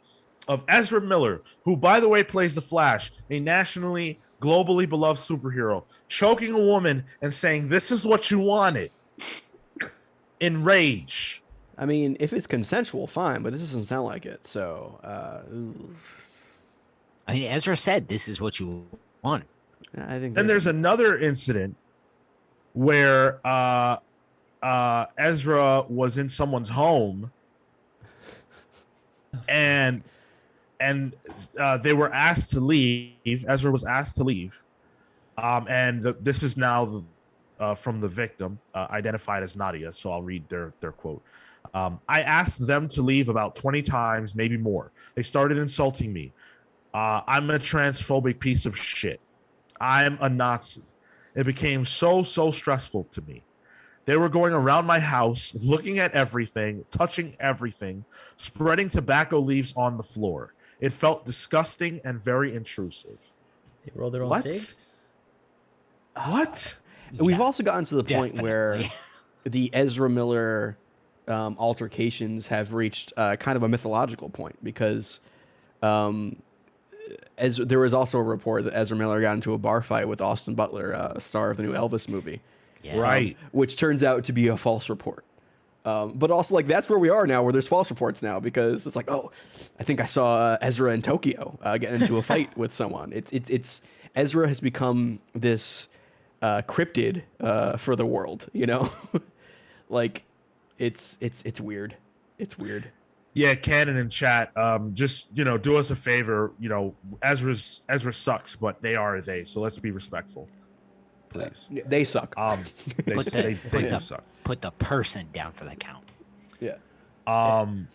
Yeah. I mean, this is unbelievable. Like, when have you ever heard of someone who's famous, right? Like a notable person, a known human being, doing so many things that are out of pocket, back to back to back. Like, we're not talking about like a R. Kelly thing where like it all comes to light, right? Or like it's over the course of many years. This is happening now, Continuing to happen now. And Ezra's in this weird spot where they're famous, but they're not like if Ben Affleck was doing this would be everywhere. Yeah. It's this weird level of fame where it's like The Flash, it would have been that movie that brought them to like A-list, probably, a Flashpoint. And now they probably won't even be on press for it. Definitely not. It's so weird. Also, I do want to correct myself. The choking incident was in Iceland. Okay. The new situation, the new one with the tobacco leaves, was in Berlin, Germany. Okay, cool. So, Right. Where in the world are they now? right. This is global. It's literally global. Germany, Iceland, Hawaii, just everywhere. North Dakota or wherever the hell. Like, this is nuts. Yeah, They're getting indicted across 7 countries. I'm like, What is WB Discovery doing right now? Canon, it's not about respecting Ezra. It's about respecting people. You that would be like what you're doing right now would be like saying because a black person did something wrong, you call them the N-word. That's what you're doing, and I'm not cool with that. So don't do it here, please. If you have a personal thing that you're going through, that's fine, but this is not the place for that. Unless this podcast, we Ezra attacked them too, and then I'm like, all right, well, it's personal there. I get it. But even then, you still don't go there. Yeah, you wouldn't go to racial slurs, right? That's not what people do. So misgendering someone just because you're upset with them is not cool. I'm not a retaliation. Yeah, exactly. So yeah, I mean, look, at this point, I think we have done EzraWatch for the last 4 or 5 weeks. It's been a consistent 4 weeks. Jeez. Yeah, actually, let me go back. I wonder if it is 5 weeks. Let's see. They don't stop. 3, 4, 5. Do I have a slide for? I don't. So it's been 4 weeks. As Ezra, we went from it's Morbin time straight to Ezra Miller. So we're on a good run so far. I never would have thought it, but can we bring back Morbin time?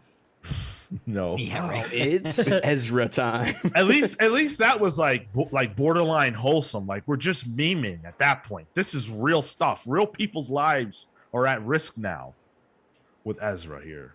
But bad stuff.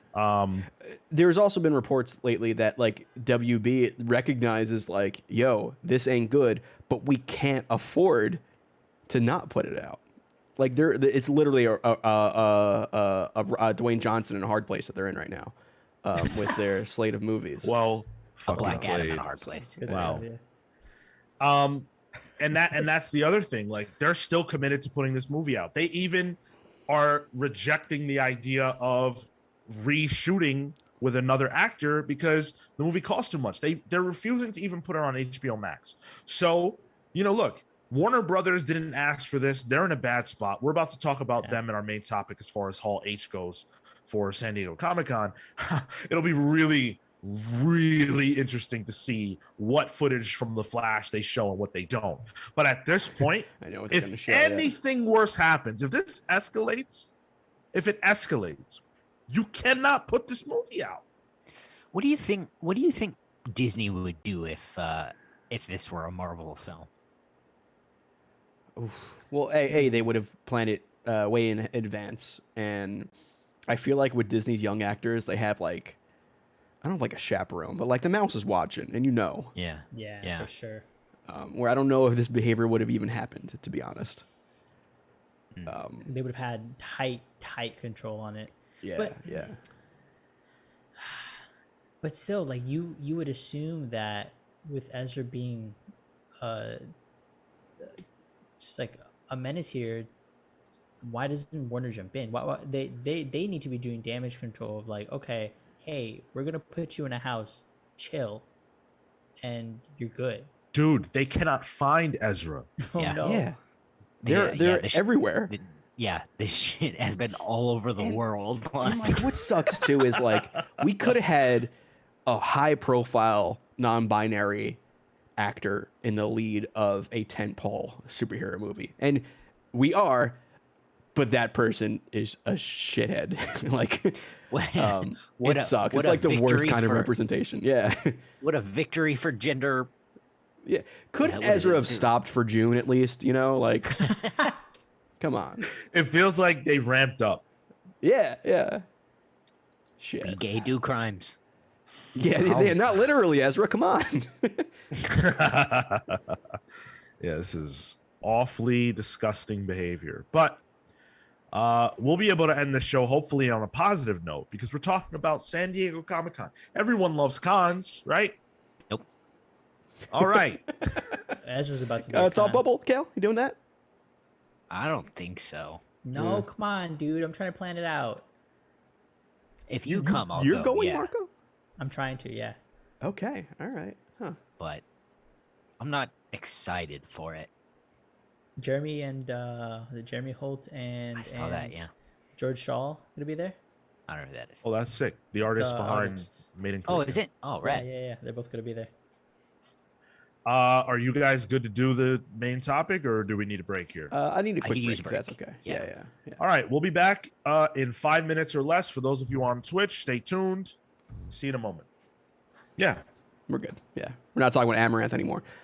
Oops. Okay, you were. Hey, I don't name know what that names. is. I don't name names. You know, I know we're getting into that puritanical era, but let's not get into the naming of the names era of politics and entertainment. Okay. Tyler Olson. You guys hear this Belle Delphine news? I don't No. get it. No, and Dude, I don't I started to grow sea monkeys in the jar of bathwater that I have of hers. So it's great. care. Wow, that's I did see a Reddit post where a guy did buy some first edition Belle Delphine bathwater, and it is starting to have visible bacteria in it. Ferment. It is it's turning into a fine wine is what it's turning into. that is quite nasty. Wow.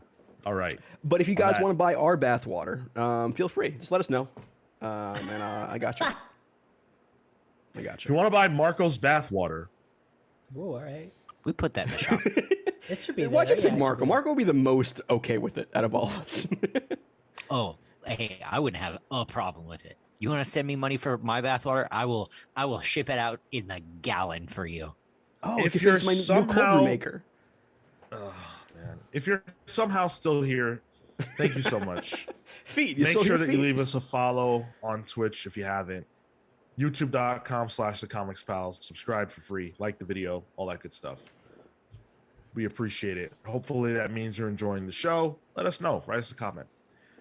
Let's talk about cons. So the pros of cons are that you get to see your friends, right? Sure. Like the comics pals get to hang out at cons like, San Diego. Not that we're going, but cons like that. We'll be at New York Comic Con. You get to meet creators. If you're a person who loves comics, chances are you've got a few creators that you really like. And if you go to a big con, there's a decent shot they'll be there. That's always fun. You can get your book signed, things like that. You can get exclusive swag, merchandise. They're always selling cool stuff at conventions. There's a lot of pros to cons. What are the cons of cons? COVID. COVID. Crud, yeah, con crud. That's the right. Yeah. Ooh, con crud. Fun. And so before we even talk about Marvel or DC or San Diego, we're going to talk about Emerald City Comic Con. Because creators are dropping out like flies as ECCC drops their mask mandate after many creators have already agreed to go. They've signed up. They've presumably purchased their booth, and this is a Reed Pop event, by the way. So Yikes. yeah. So precedent? Exactly. Maybe not New York. I don't know if they can get away with that, but they might. Low I grimier. can see that happening. It's very possible. Yeah. Yeah, I mean, things are going pretty maskless in the city anyway, so. And our mayor believes in mystical crystals that power New York City's energy, being in the bedrock of the city. So, I wouldn't put it past him. Yeah. We all know about the mystical crystals that power the bedrock of the city. Yeah. They also, by the way, are not, if I remember correctly, are not going to be checking for vaccines. Ooh. Ooh, okay, that's a little more The old concerning. double whammy. Yep, we will not be doing vaccination or test checking on site. Okay, Free for all. I get it. Did they do that at New York Comic Con? I feel like they didn't. You had to get the remember we had the app that you had to get verified. The on? app, right. Yeah, Yes, you had That to, was like, either a picture and test everything. or a vaccination. Yeah. Yeah, absolutely. So I mean, yeah, there's a Bleeding Cool article that has a whole host of creators who have commented on it, and a large majority have said that they've canceled their table, canceled their flight, etc. It's bad. So what I'm hearing is there's an opportunity for the Comics Pals to book a pretty cheap table at ECCC. You know it's not cheap? Fucking flights right Flights, now. yeah. Yeah, especially over there. Yeah. You know what also isn't cheap? Hospital bills due to COVID. Also true. And I'm joking around. Like I'm going to New York Comic Con. I would go to, I'm probably going to Gen Con this year. I'd go to any con. Oh, Like okay. I don't, but I'm wearing my mask. I'm vaccinated. I'm boosted ×3 or whatever. So And you have asthma too, so like. You and need to, I have yeah. asthma. Yes, absolutely. So it's a threat. You got that asthma. Yeah, Sean. Only you. So it's a threat, but cons are so fun. And by the way, like con crud was always a con of cons. You know what I'm saying? Like getting sick at cons is a normal thing. That's why there's a name for it. But now it's a nasty parting gift called COVID that you're sharing with you and your buddies. So that's pretty rough. I hope that San Diego Comic-Con doesn't also do this, but quite frankly, I could see that happen. Oh, but it's literally It's a different like company, and 3 it's like weeks, too. Yeah. It is a different company. Yeah. I can't imagine they do it. It's way too soon. hope They not. have a vaccine mandate as well there too. So Yeah, Good. Yeah. It'd be too now. late to announce that stuff. Yeah, 'cause yeah. It's literally 3 weeks away. I mean, when's Emerald City? August, August. I believe. Yeah. So I mean, not that far ahead. I mean, it's still a real it's shitty like time. not really that different. But in any event, as we said, there are plenty of pros to cons, and I, for one, am excited to see Marvel Studios and Warner Brothers. So at this point, when I say Warner Brothers Discovery, all I'm talking about really is DC. It's all we're really going to get into. So Marvel Studios and DC are back at SDCC. Marvel Studios has not had a presence there for 3 years. Wow. Yep. And it's funny, they actually announced Thor Love and Thunder at that event. Sean, was it 3 years, like actual years, or 3 Comic Cons? Because I know 2020 was like, wasn't that like the digital one? Yeah. 3 years ago. Okay. So 2019. Yeah. Kevin Feige said we'll be at Comic-Con next month, which we're excited about. First time since we were on stage there 3 years ago talking about this movie and many others. And now I think almost not everything, but almost everything we discussed 3 years ago, that was released. So we are excited to go and talk about the future. So that's where I want to start. What do you want to see from Marvel Studios, at SDCC? What do you expect? Because right now, if we look at it, past Thor Love and Thunder, what are we getting? She-Hulk, the show. And from a movie standpoint, Quantumania, Ant-Man and the Wasp, Quantumania, Yeah. Black Panther, and that's it, right? When Blade- Black Panther's Blade still was, up in the air, right? I mean, I would say it's up in the air. There was a report, we didn't talk about it, but it came out a few weeks ago of, I think it was the president of Disney, saying that World of Wakanda would be releasing on schedule, which is, if that is the case, it's, I believe, November of this year. I don't believe that, but And then in 2019, I just looked at the announcements of 2019. Blade was announced then too. Blade, right? Yeah. Yeah, with Marshall Ali. So Yeah. Kefis hot out the gate, the Fantastic Four cast. I think that is that's the second most important thing to me, is the Fantastic Four cast. Yeah. Yeah. I want to see a release. Okay, that's the third most important thing. I want a release date, because if I get that damn release date, Catfish, you owe me an omnibus, buddy, and I will take that thing. You know what? I got a list. I got things I want. So we can talk about that. We're weeks away from finding out that info, maybe. And he's only an hour's difference right now. He can't duck you through time zones anymore. So That's right. You show up right here, dude. But the thing I want the most is some X-Men stuff. I want to know what's happening with the X-Men. would a director, a logo, or like a movie title, like, we're not getting casting. I don't think we see like who Wolverine is. Like, I don't think we're getting something that No big. way. But like, if they say like 2025, Uncanny X-Men is coming out, like, that's fucking big. You know, like, I'd be cool with that. Yeah. yeah. My biggest thing is I've been frustrated for a little while. Kefis says I'm gonna laugh and laugh when you lose. Hey, dude, cool. You know, the only difference between you and I is that when I laugh, people hear it. I'm just kidding with you, man. On his But soapbox. A baller ass response. God damn.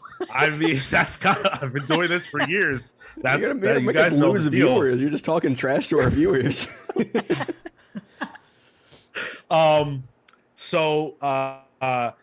There was a comment from, I believe her name is Victoria Alonso, and she is an executive at Marvel Studios, and she said that the name X-Men is not inclusive and that she doesn't like it. And that if it were up to her, they wouldn't use that. That there have been many titles for many different books over the years of the X-Men, and that's not the only option. So I'm very nervous about that. I don't want them to call it like New Mutants or anything like that. I want X-Men. It's not like there was a New Mutants movie or anything. Right. Yeah, that never came out. What is Wanda again? She's like a miracle or something. What is it? Yeah. The miracles. Yep. Or God, enhanced. No. Come on, you know what's What if coming. it's called the Mutants? Something about calling it like the Mutants sounds less inclusive than X-Men for me. And I Yeah. can't really explain it. It sounds like a slur. Like it doesn't feel right to me. Like what? Yeah. What Kinda can they hoping, call it? kinda hoping we X-Force? But X-Force is like a team made up of, right? Sure, but it's not gendered in a way. I think, look, I don't want to say like, oh, it'll be confusing if you don't call it X-Men. But I think just putting the confusion aspect aside from a brand standpoint, from a marketing The standpoint, name's already there. Yeah. you got to use the name. It's X-Men. Why would you can't change that now, right? It's been however many years, 60 years or whatever. What do they just call it? Uncanny. That's so bad. Yeah. The uncanny. What do you call it? I Are kind you of. guys on board with what she's saying, first of all? No. I'm not, like, do I get it? Yes, I get it, but I also don't. Just from like it's such an established name already. You'd be dumb not Yeah. to I do don't it. think I get Like, it. from a marketing standpoint, it doesn't make sense. I get it from a yes, it is a potentially exclusive wording, non-inclusive. I guess that exclusive would be the opposite of that, right? Yeah. But but you it's can't fucking help X-Men. that. It's X-Men. Yeah. Yeah. Let's get in our little Kang time machine and tell Stan Lee of all people what inclusivity means. That'll work. I'm sure that'll work.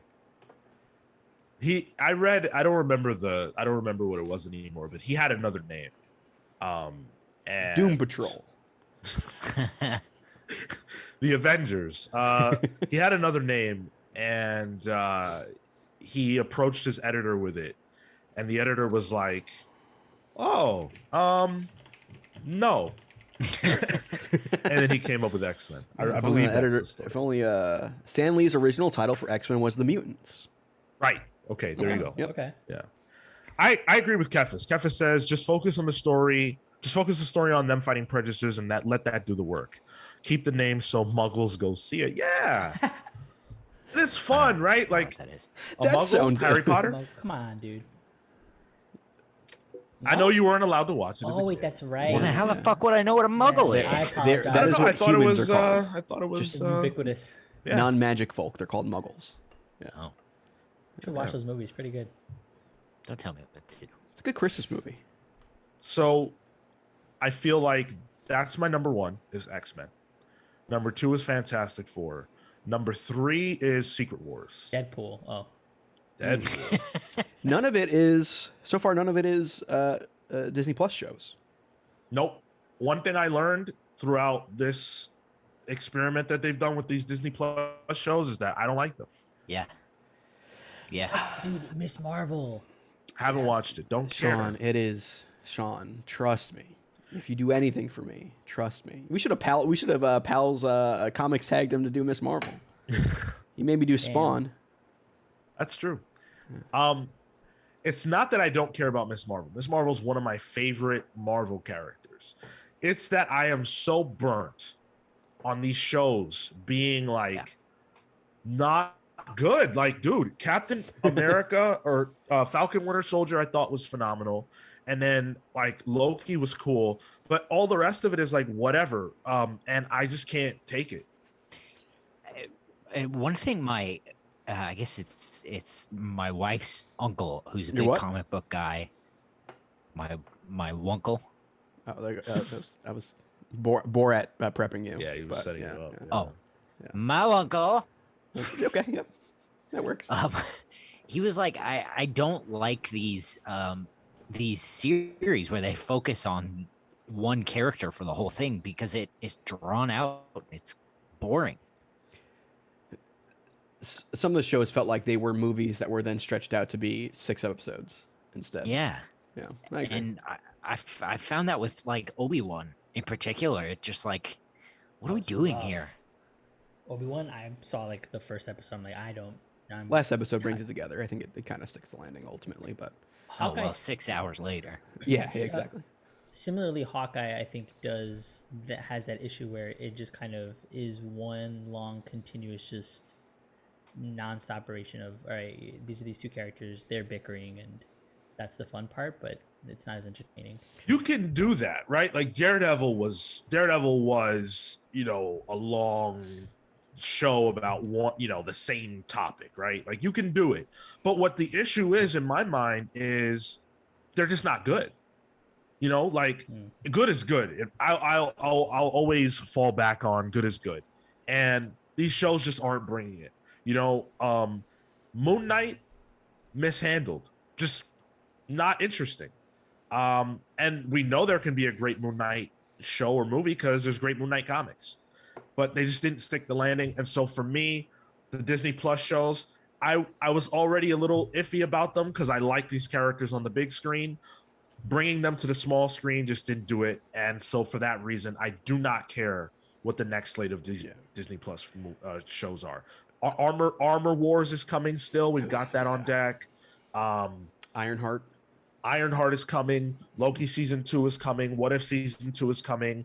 I couldn't care less.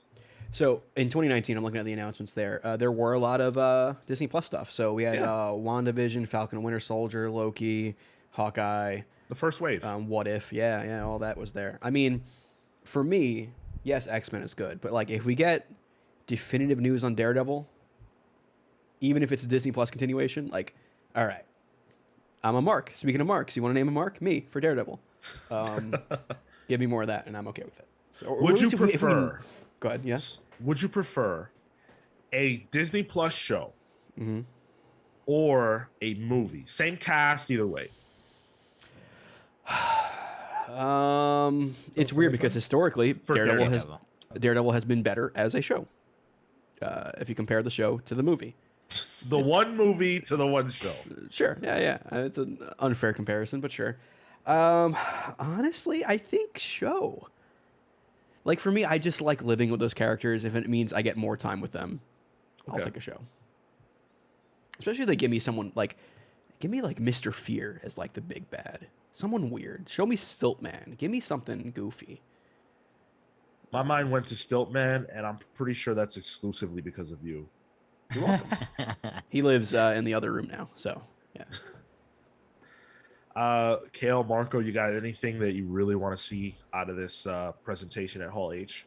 Genuinely, the Deadpool movie. I'm curious to see what they do because that's also going to be, I think, a precedent for what rated R movies could be, and whether or not they're going to lean into that stuff. Because then I have faith for something like a Punisher to come back, or we get more interactions within that sort of, I guess, more graphic space. And I thought what they did for Netflix was interesting with that, and Deadpool's goofy. So And yeah. I was gonna say, imagine Ryan Reynolds full costume coming out and just roasting Kevin Feige. Like, Dude, that'd be so good. I could see and it. he's one of the producers on it alongside Kevin Feige. So they're working hand in hand in that, and that's very much been Ryan Reynolds' baby. So I want to see that come to life. Okay. Kale? He's ready for the next Spider-Man, right, Kel? The dissolution and complete dissolving of the entire franchise and studio altogether. Nova? For what? Get I'm fucking Nathan Fillion in there to put his chin in everything and talk about Joss Whedon. I don't give a shit. I do have another thing that I do expect to see. I do expect to have definitive news on Thunderbolts, like a name. You know, we already have the director and writer, apparently, right? Like, isn't that something we got recently? Yeah. A name and maybe a lineup, possibly. As I well. want a team. Yeah. For me, it's irrelevant if we don't get a team. You think we get because Thunderbolt Ross is not available anymore? You know, R.I.P. Unfortunate. No, that'll be fucking what's her name? Elaine Bennis. Julie Louis-Dreyfus. Yeah. Or do you think this is a way for them to introduce Norman into the fold? Nope. Like that's fan cast for me. Like they but I can't. know it's not gonna happen They because can't it's a do Sony that. thing. Yeah, true. Yeah. I think they're going to show off the Phase 5 slate. And Including I think the big event? I think Fantastic Four will be on it. I think X-Men will be on it. And I think that the event of Phase 5 will be on it. Now, my question for you guys is, will one of those movies include the name Avengers? Not yet. Not yet. I don't think so. Not yet. No, I think they're still building up the Young Avengers. Yep. I think they're still working on those in the background. They're gonna get a movie, and then we're gonna get like the new era of Avengers. The new Avengers. There you go. I love it. Boy, they're gonna have to make that film big, and it better be good. Man, if New Avenger shows up and like they have Mike Coulter as Luke Cage in it too, like I'll lose my shit, dude.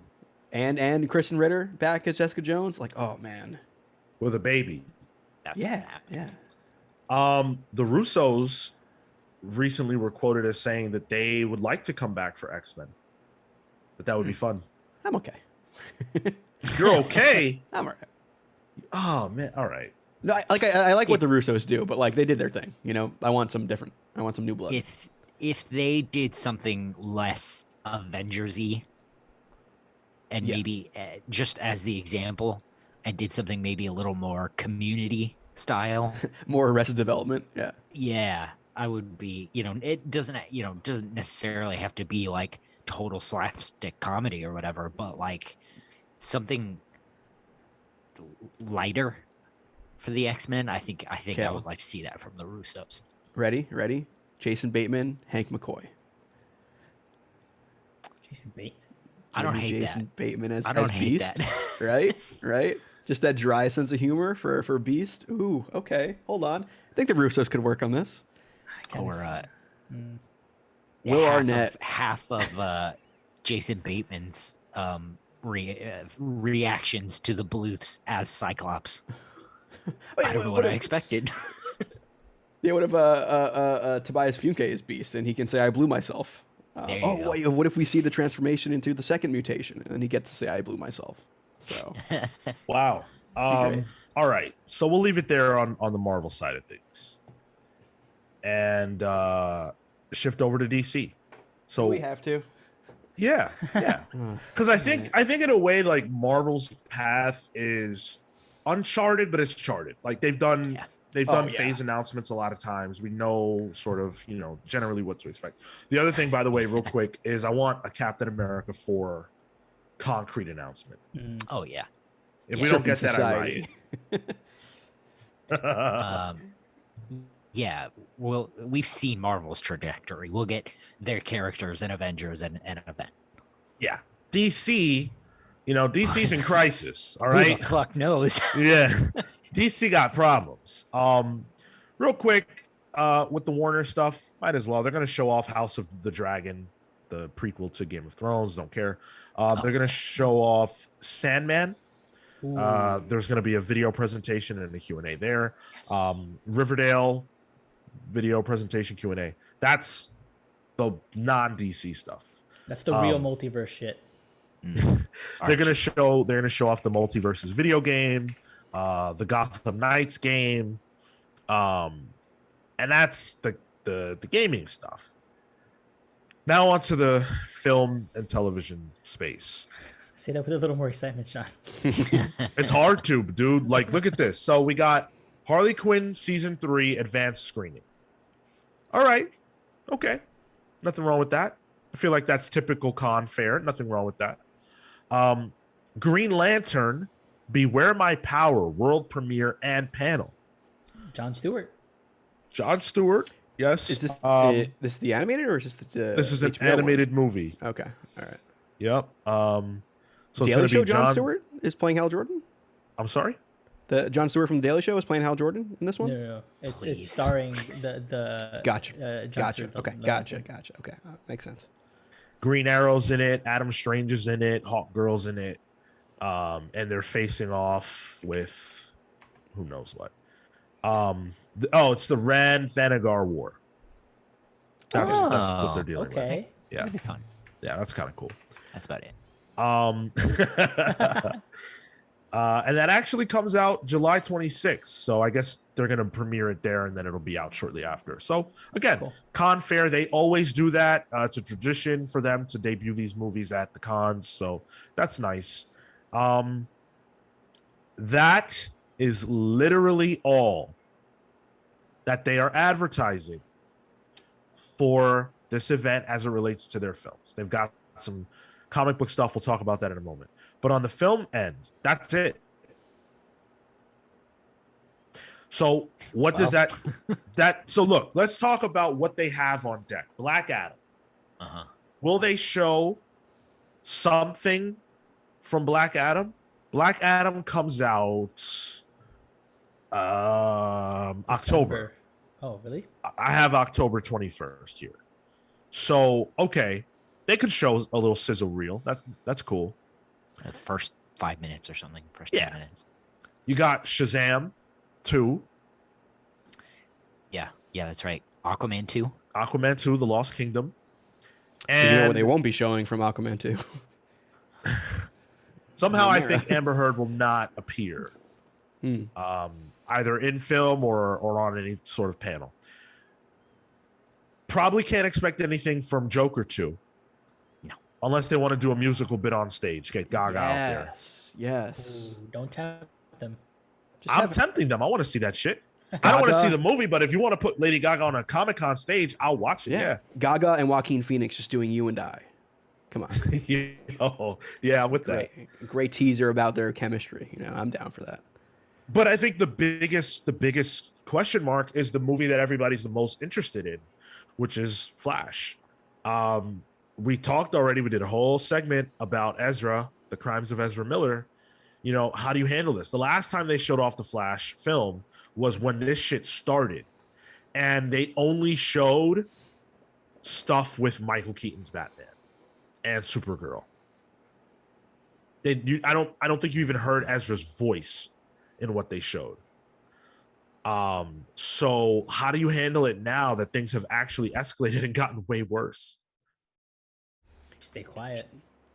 Maybe release it and then let it die. Like, So don't show any footage here at Yeah. Comic-Con? Yeah. Not maybe NYCC when stuff settles down, because right now it's too hot. You sure stuff's gonna settle down? I maybe. but it's but gonna that's ramp what I up. mean. Like anything they do at this point could be seen as like a celebration of Ezra. Right. You know, obviously not necessarily a condoning of what they're doing, but you know,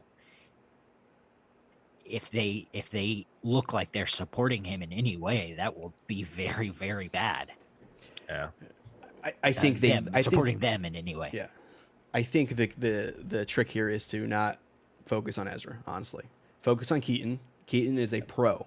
He can do the press tour. He can do everything. He could be on the late night shows. Focus on this new actress who's playing Supergirl, whose name I don't remember yet. Yeah. But like this is like what her first big role. So like, Yeah. focus on her. She seems like, at minimal, a decent person, which is better than your lead. So, Right. Great way. And the next, I guess, movie that Keaton's going to be in is Batgirl too. So maybe at Comic-Con they focus on that. You know, I think there's already been buzz about some footage being shown for Batgirl, which shows Keaton's Batman in it. So like, there's your connective tissue there. Also, They're I did gonna see a need- rumor that Yeah, go ahead. Michelle Pfeiffer might be showing up Nah. in Batgirl. I read that. I sorry? read that. Yeah, I know. I'm hoping that is just. I hope it's real, but it's just something I saw on a couple posts on Twitter. So I might have just got That's hyped hype. for Batgirl.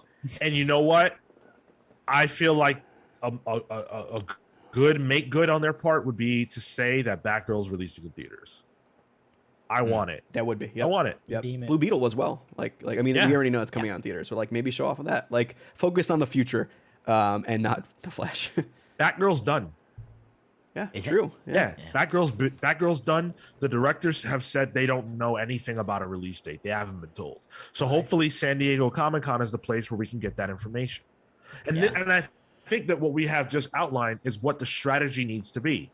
Because unfortunately, they're in a position of damage control and also having to show stuff.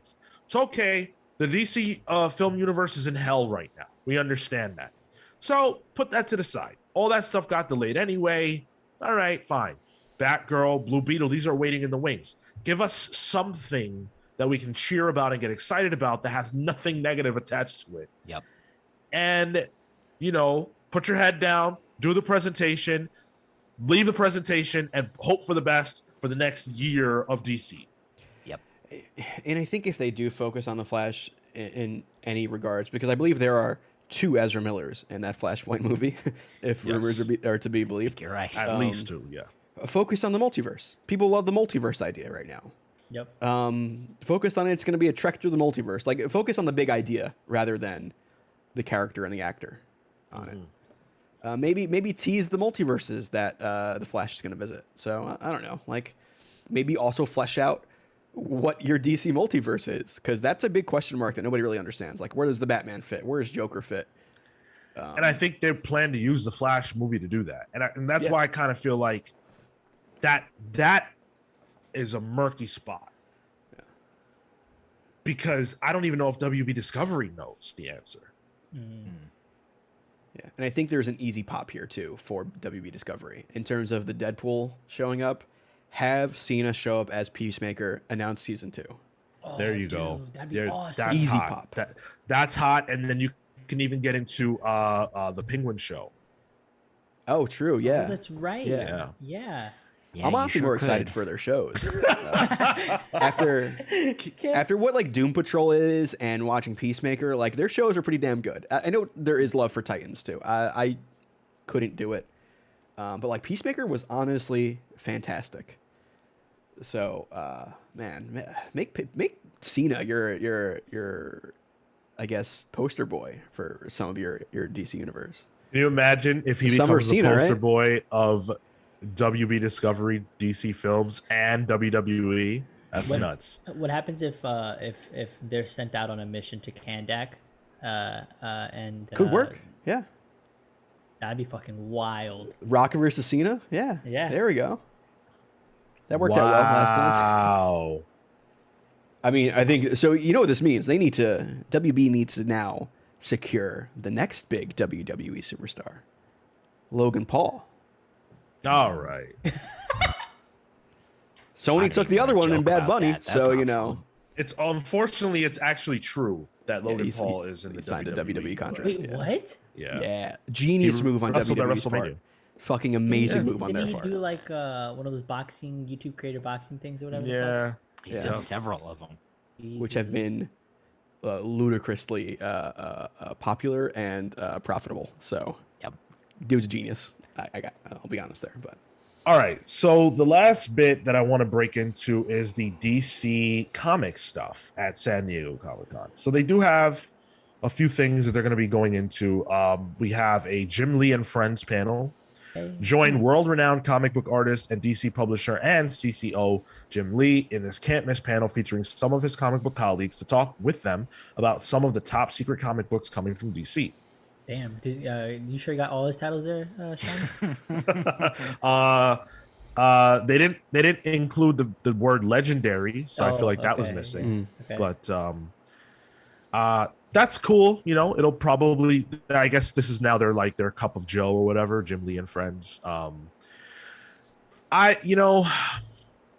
We're in the middle of Dark Crisis. I personally, I know this is old school at this point, but I like to live in the event we're in. Yep. So I don't really want to know about what's coming. I want to deal with what's happening now. I'm sure they'll get into all kinds of stuff for next summer and blah, blah, blah. But I don't know if I care. Yeah, that's. I think at least the way Dark Crisis is trending, maybe they bring me back on the hook if they give me something cool that's announced with like another mix of characters. Maybe they shake something up a little bit more. Sure. Because Wildcat ongoing. Yep. they how Wait, get the biggest pop Wildcats off. ongoing, and it's the two JSA Wildcats joined the Wildcats team. Keep going, Tyler. Keep going, Tyler. There we go. There we go. Let's do it. Book it. We also have Gotham. I'm not going to read the description. It's a Gotham show? panel. Or this is comics specific. Comics, yeah. Ben Abernathy, who's the executive editor at DC, Ram V, Sean Gordon Murphy, Teeny Howard, and Jock, and more. That's a great crop. What's creators. Teeny doing at DC right now? Catwoman. It's really good. Oh yeah, she's doing Catwoman. Yep. Oh, she picked up off of Rom, right? Yeah. This is the panel. Mm-hmm. The Gotham panel. Oh, okay, right. No Chip. Maybe he'll be a special guest that they didn't include in there for whatever reason. I could see that happens. Maybe. We've got a Dark Crisis panel.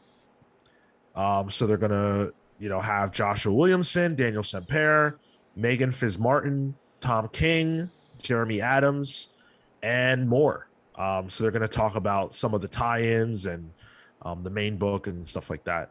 Well, there you go. Yeah, that's cool. I like that. Tom King, that's good. Comics are fun for everyone. No matter if you are a casual fan, a YA fan, completely new to comics, or a weekly warrior, comics are meant to be fun for everyone. We'll be highlighting comics and graphic novels from across the DC multiverse, as well as animation and more in this fun-filled panel. Katie Kubert, who is a DC senior editor, will be joined by Daniel Warren Johnson and Juan Gedeon, Kami Garcia, Becky Cloonan, and Michael Conrad. That's awesome. Yo, That's a panel of people. Yeah. Wow. DWJ. You know what? Somebody needs to see if they could get DWJ as an exclusive. Like, I know I love his creator-owned stuff, but like, if they can do some kind of like exclusivity deal for Big Two, like, that's a get. Nah, dude, he's a free agent, man. Well, Yeah, he's a free bird. Yeah. I Well, know. hey, how come San Diego Comic-Con can get Daniel Warren Johnson and we can't? My man isn't responding to our emails. I thought that meant he just wasn't responding at all. He got back to them, right? Yeah. What's that about? Got a new Daniel. follow from Spooky Scribbler. That's my brother. Hey, Sean. Hey, thank you. Appreciate that. Spooky Scribbler. What do you scribble? He scribbles a lot. He does a lot of scribbling. He do be doing the scribbling. Nice. That's good. Spooks. Welcome. The last panel is that, well, I saved it for last. Tom Taylor and Tom King in conversation. A tale of two Toms. Oh, that's so good. Yeah. A few surprise guests will be included as well, but they're just going to talk about the books they're working on and stuff like that. The reason why I saved this for last is because Tom Taylor having a rough week, having a rough one. So we got a year in the chat from Spooky Scribbler. Thank that's you, how and you a know year he's right from New back York. to you. I'm trying to think of what Tom Taylor and Tom King can talk about that they have in common outside of writing comics, and that's being berated by fans. Harassment. Yeah. So Tom Taylor actually took a break from Twitter because of harassment. And obviously, for those of you who don't know why people are harassing Tom Taylor, the reason is because they attribute Superman's son, John Kent, his sexual identity as being bi. They attribute that. I'm sorry, he is bi, right? I'm not. Yep. I believe so. Yeah. Okay. They're attributing that to Tom Taylor and spewing all kinds of venom and vitriol his way, trying to spin this in any way to say, oh, the book's not selling, or, oh, this is harmful to children and blah, blah, blah. Superman's gay. We talked about that when it came out last year. It's all bullshit. First of all, this is John Kent, not Clark Kent. So that's number one. It's an entirely separate character. So your Superman isn't anything other than straight. All right. But beyond that, who gives a shit? All right. And if you have a problem with it, Tom Taylor's not the guy to come after. You shouldn't be harassing an individual creator on Twitter for this. But it got so bad that Tom decided to take a break. So Tom, I guess, comes back and sees that there's an actual what's that called? Twitter Spaces. Twitter Space. I have it on the stream there. That's called "We're Gonna Kill Tom Taylor." Nice one, Twitter. I mean, Sean, do you know about the Duke scandal as well that he's been dealing with? Yes, yes. People are upset because the other side of the spectrum, which is because Tom Taylor has alienated and correct me if I'm wrong. Alienated isn't using Duke, and that there's no minority representation, no black people in Tom Taylor's books.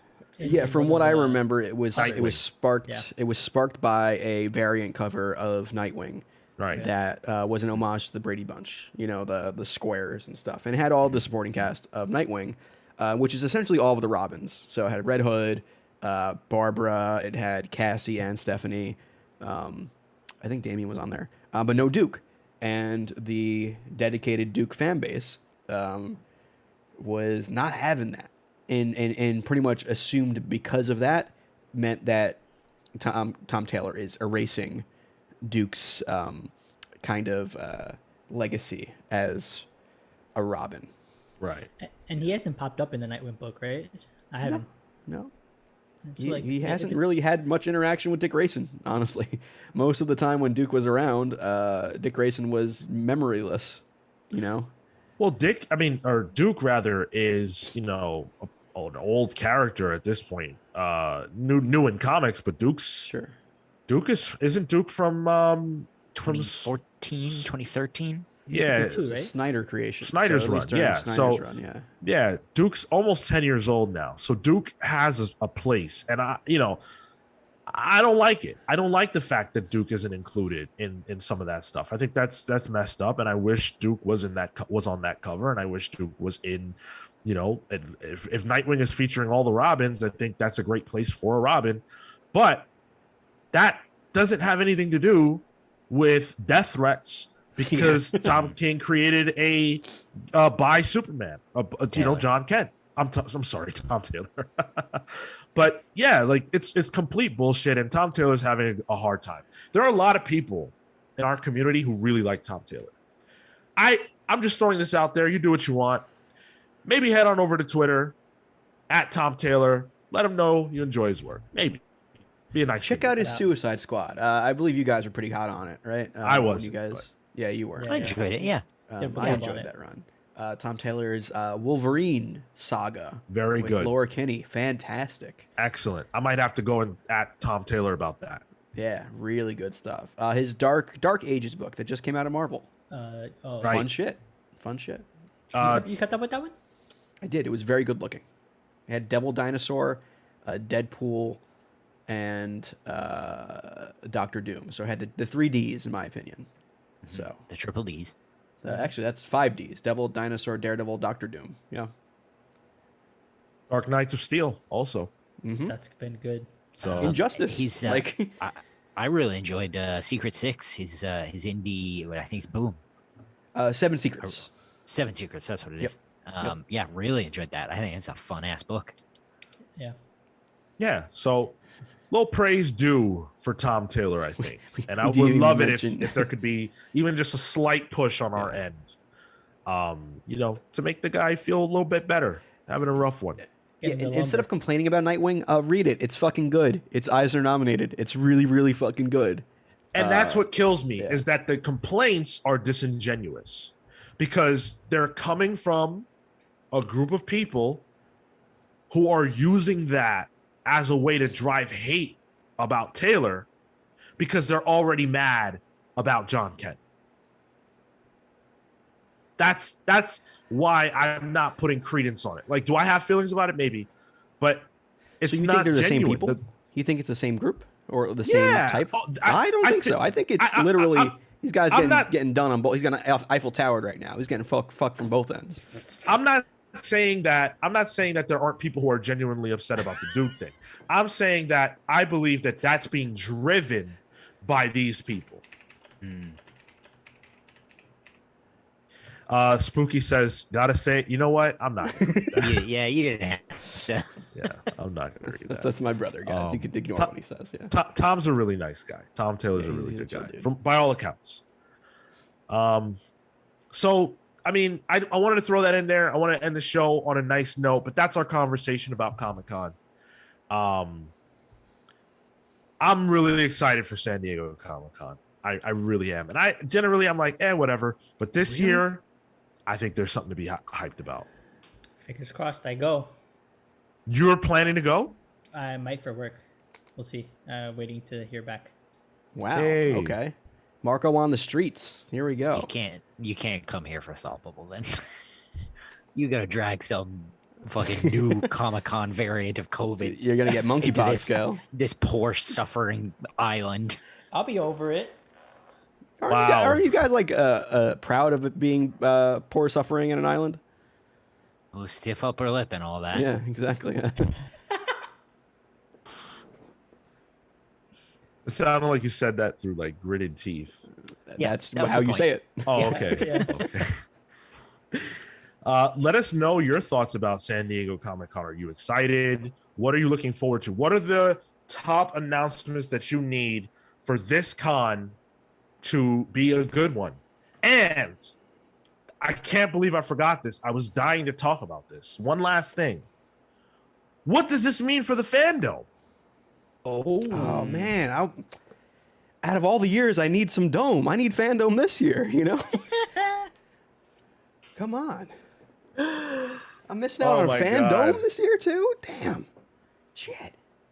Yeah, because that's usually right around San Diego. It usually happens in July, doesn't it? Yeah, dude, I actually really enjoy the fandom. It's good, but Yeah. I don't think we get it this year.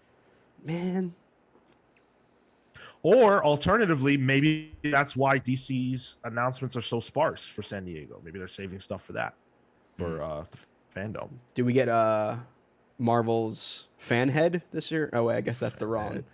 Never mind. It's the wrong synonym. Is the fandom going to have people if it happens? Will it be an attendable event? A literal dome. Mm-hmm. Huh. Man, you just bummed me out, Sean. Why'd you have to end that way? I fucking love the fandom. There's nothing about it. Listen, dude, if you need Dome that bad, I'll take you to 42nd. Oh, 40 Ducey Street? All right, let's go. $20. What do you see? Yep, for a deuce, you can. It's like $20 for one of the hepatitises. Let's go. Dang, that's a steal. Hey, you got Inflation is like treatment. 25 now. Yeah. Well, we are in a recession. Wow, this is not how I thought the show would be ending. Talk to us about anything we've talked about in this episode of the podcast or anything that's on your mind. There are plenty of ways you can reach out to us. YouTube.com/ComicsPals, where you can leave a comment, subscribe to the channel, like the video, share with your friends. All that's free to do. Helps us out a lot more than it costs you. This next thing isn't free, but it helps us out a lot more. Patreon.com/TheComicsPals. We appreciate every single patron. You guys are the lifeblood of this show, and you are a big help and support to what we're doing. For as little as $3 a month, you can help your boys, and you get to check out our newsletter, and there's lots of other cool stuff up there. So at least give it a look. If you don't want to subscribe, that's totally cool. Take care, Kefis. Appreciate you. Watch this show live at twitch.tv/TheComicsPals every single Saturday at 10:15 a.m. Eastern, 6 p.m. Eastern for Pals Pulls. We'll be reading Dark Crisis #2 this week and some other stuff. Thor, God of Thunder book club out this Tuesday, the 5th of July. And yeah, thanks so much for joining us. We got some plugs before we go. Kale. Thank you so much for listening to this episode of the Comics Pals. You can find me at Toto in Toe on Twitter and Instagram. You can find me and my work at kalelord.com. caleward.com. That's CALEWARD.com. I just finished lettering the project of my dreams. I can't talk about it at all, but I just finished, and I'm very excited about it, and you will know about it. Nice. Marco. I'm excited for you to announce that, Cal. Me too. Yeah, it's gonna be cool. Boy. You can follow me on Instagram and Twitter at Mr. Marco Anamoto. Come talk to me about Miss Marvel. I'm currently watching it and probably gonna do that after we hop off here. And what else? Manga. I've been reading a lot of it. Manga. As I said. Manga. Whoa, I'm be gonna- careful. I'm gonna It get sounded the, like you almost said MAGA. Whoa. Watch out now. Oh, can they? Can Thanks, there be like a Kevin. MAGA hat that says like "Keep manga great again"? There's Or bound make to be. make There- make yeah, manga I'm great sure there again. could be. Oh, there! I saw a hat that says "Make my dick work again." I almost bought, but you know. All right. Not for me. Is that what you're plugging, Tyler? I'm not plugging that. No. You can follow me at the Tyler Olson on Instagram and Twitter. Talking about The Boys, man. The Boys is a fantastic TV show. The fact that The Boys and Miss Marvel are out simultaneously and are the two opposite ends of superhero comics in media, and both of them are fantastic in their own ways, is mind-boggling, and I love it, and it's really good. We have two of the best superhero TV shows out currently. And I'm gonna go. If you want to talk about Stranger Things, I'm all done with it. I'm all done with that too. So, we can talk Damn, about that. dude. Holy shit. That shit came out yesterday. There was only 2 episodes. Oh, it's only Yeah. 2? I mean, one of them was an hour and a half long, and the other one's 2.5 hours long. But What the Fuck fuck? me. So, Yeah. so they released 2 Stranger Things movies. yeah, they did. Yeah. Dude, the finale of the first part was 2.5 hours, I think. Yep. Ugh. Yep. Holy shit. And just Westworld can't just do came it. back, so I gotta caught up on. Have you Westworld. seen it? I haven't. Was it good? You want me to tell you? Just yay or nay. That's all. Nay. Okay, fair. I mean, that's the trajectory it's been going. Okay. So. Maybe it'd be fair to say A. The Fonz method. Got it. Yeah. I'll check it out. Yeah, you should watch it.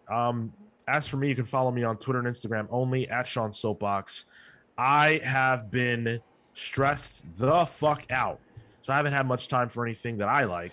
But a couple weeks ago, I got the Teenage Mutant Ninja Turtles game that came out. What do you Oh, have on? Sean? yeah. Yeah, it's fun as fuck. What are you playing on? Nice. PS5. Fuck. That's the one platform I No, have it on. it probably has crossplay. It doesn't. What? I used to play Streets Yeah. of Rage with my friend on. I was on PS5. He was on PS4. No, It doesn't have crossplay between. Like I have it for PC and Xbox, so that kind of crossplay. Yeah. Unfortunate. Yeah. My I was friend's got it thinking for, we like, could do Switch, like and a. I'm like, I don't have it for Switch, so yeah. Thought maybe we could do a stream. I've been playing Fall Guys. We should. That's jump on crossplay, that. yeah. That's fun Yeah. as hell. Yeah. I'm down. There's a Halo Event. playlist in there right Yeah. now. That's pretty fun. I got Yeah. 2 wins yesterday with it. So We got to do something. We're due. We're overdue, and we're overdue to leave. So we'll see you guys next week. Until then, we're the Comics Pals signing off. Take care, guys. See you next week.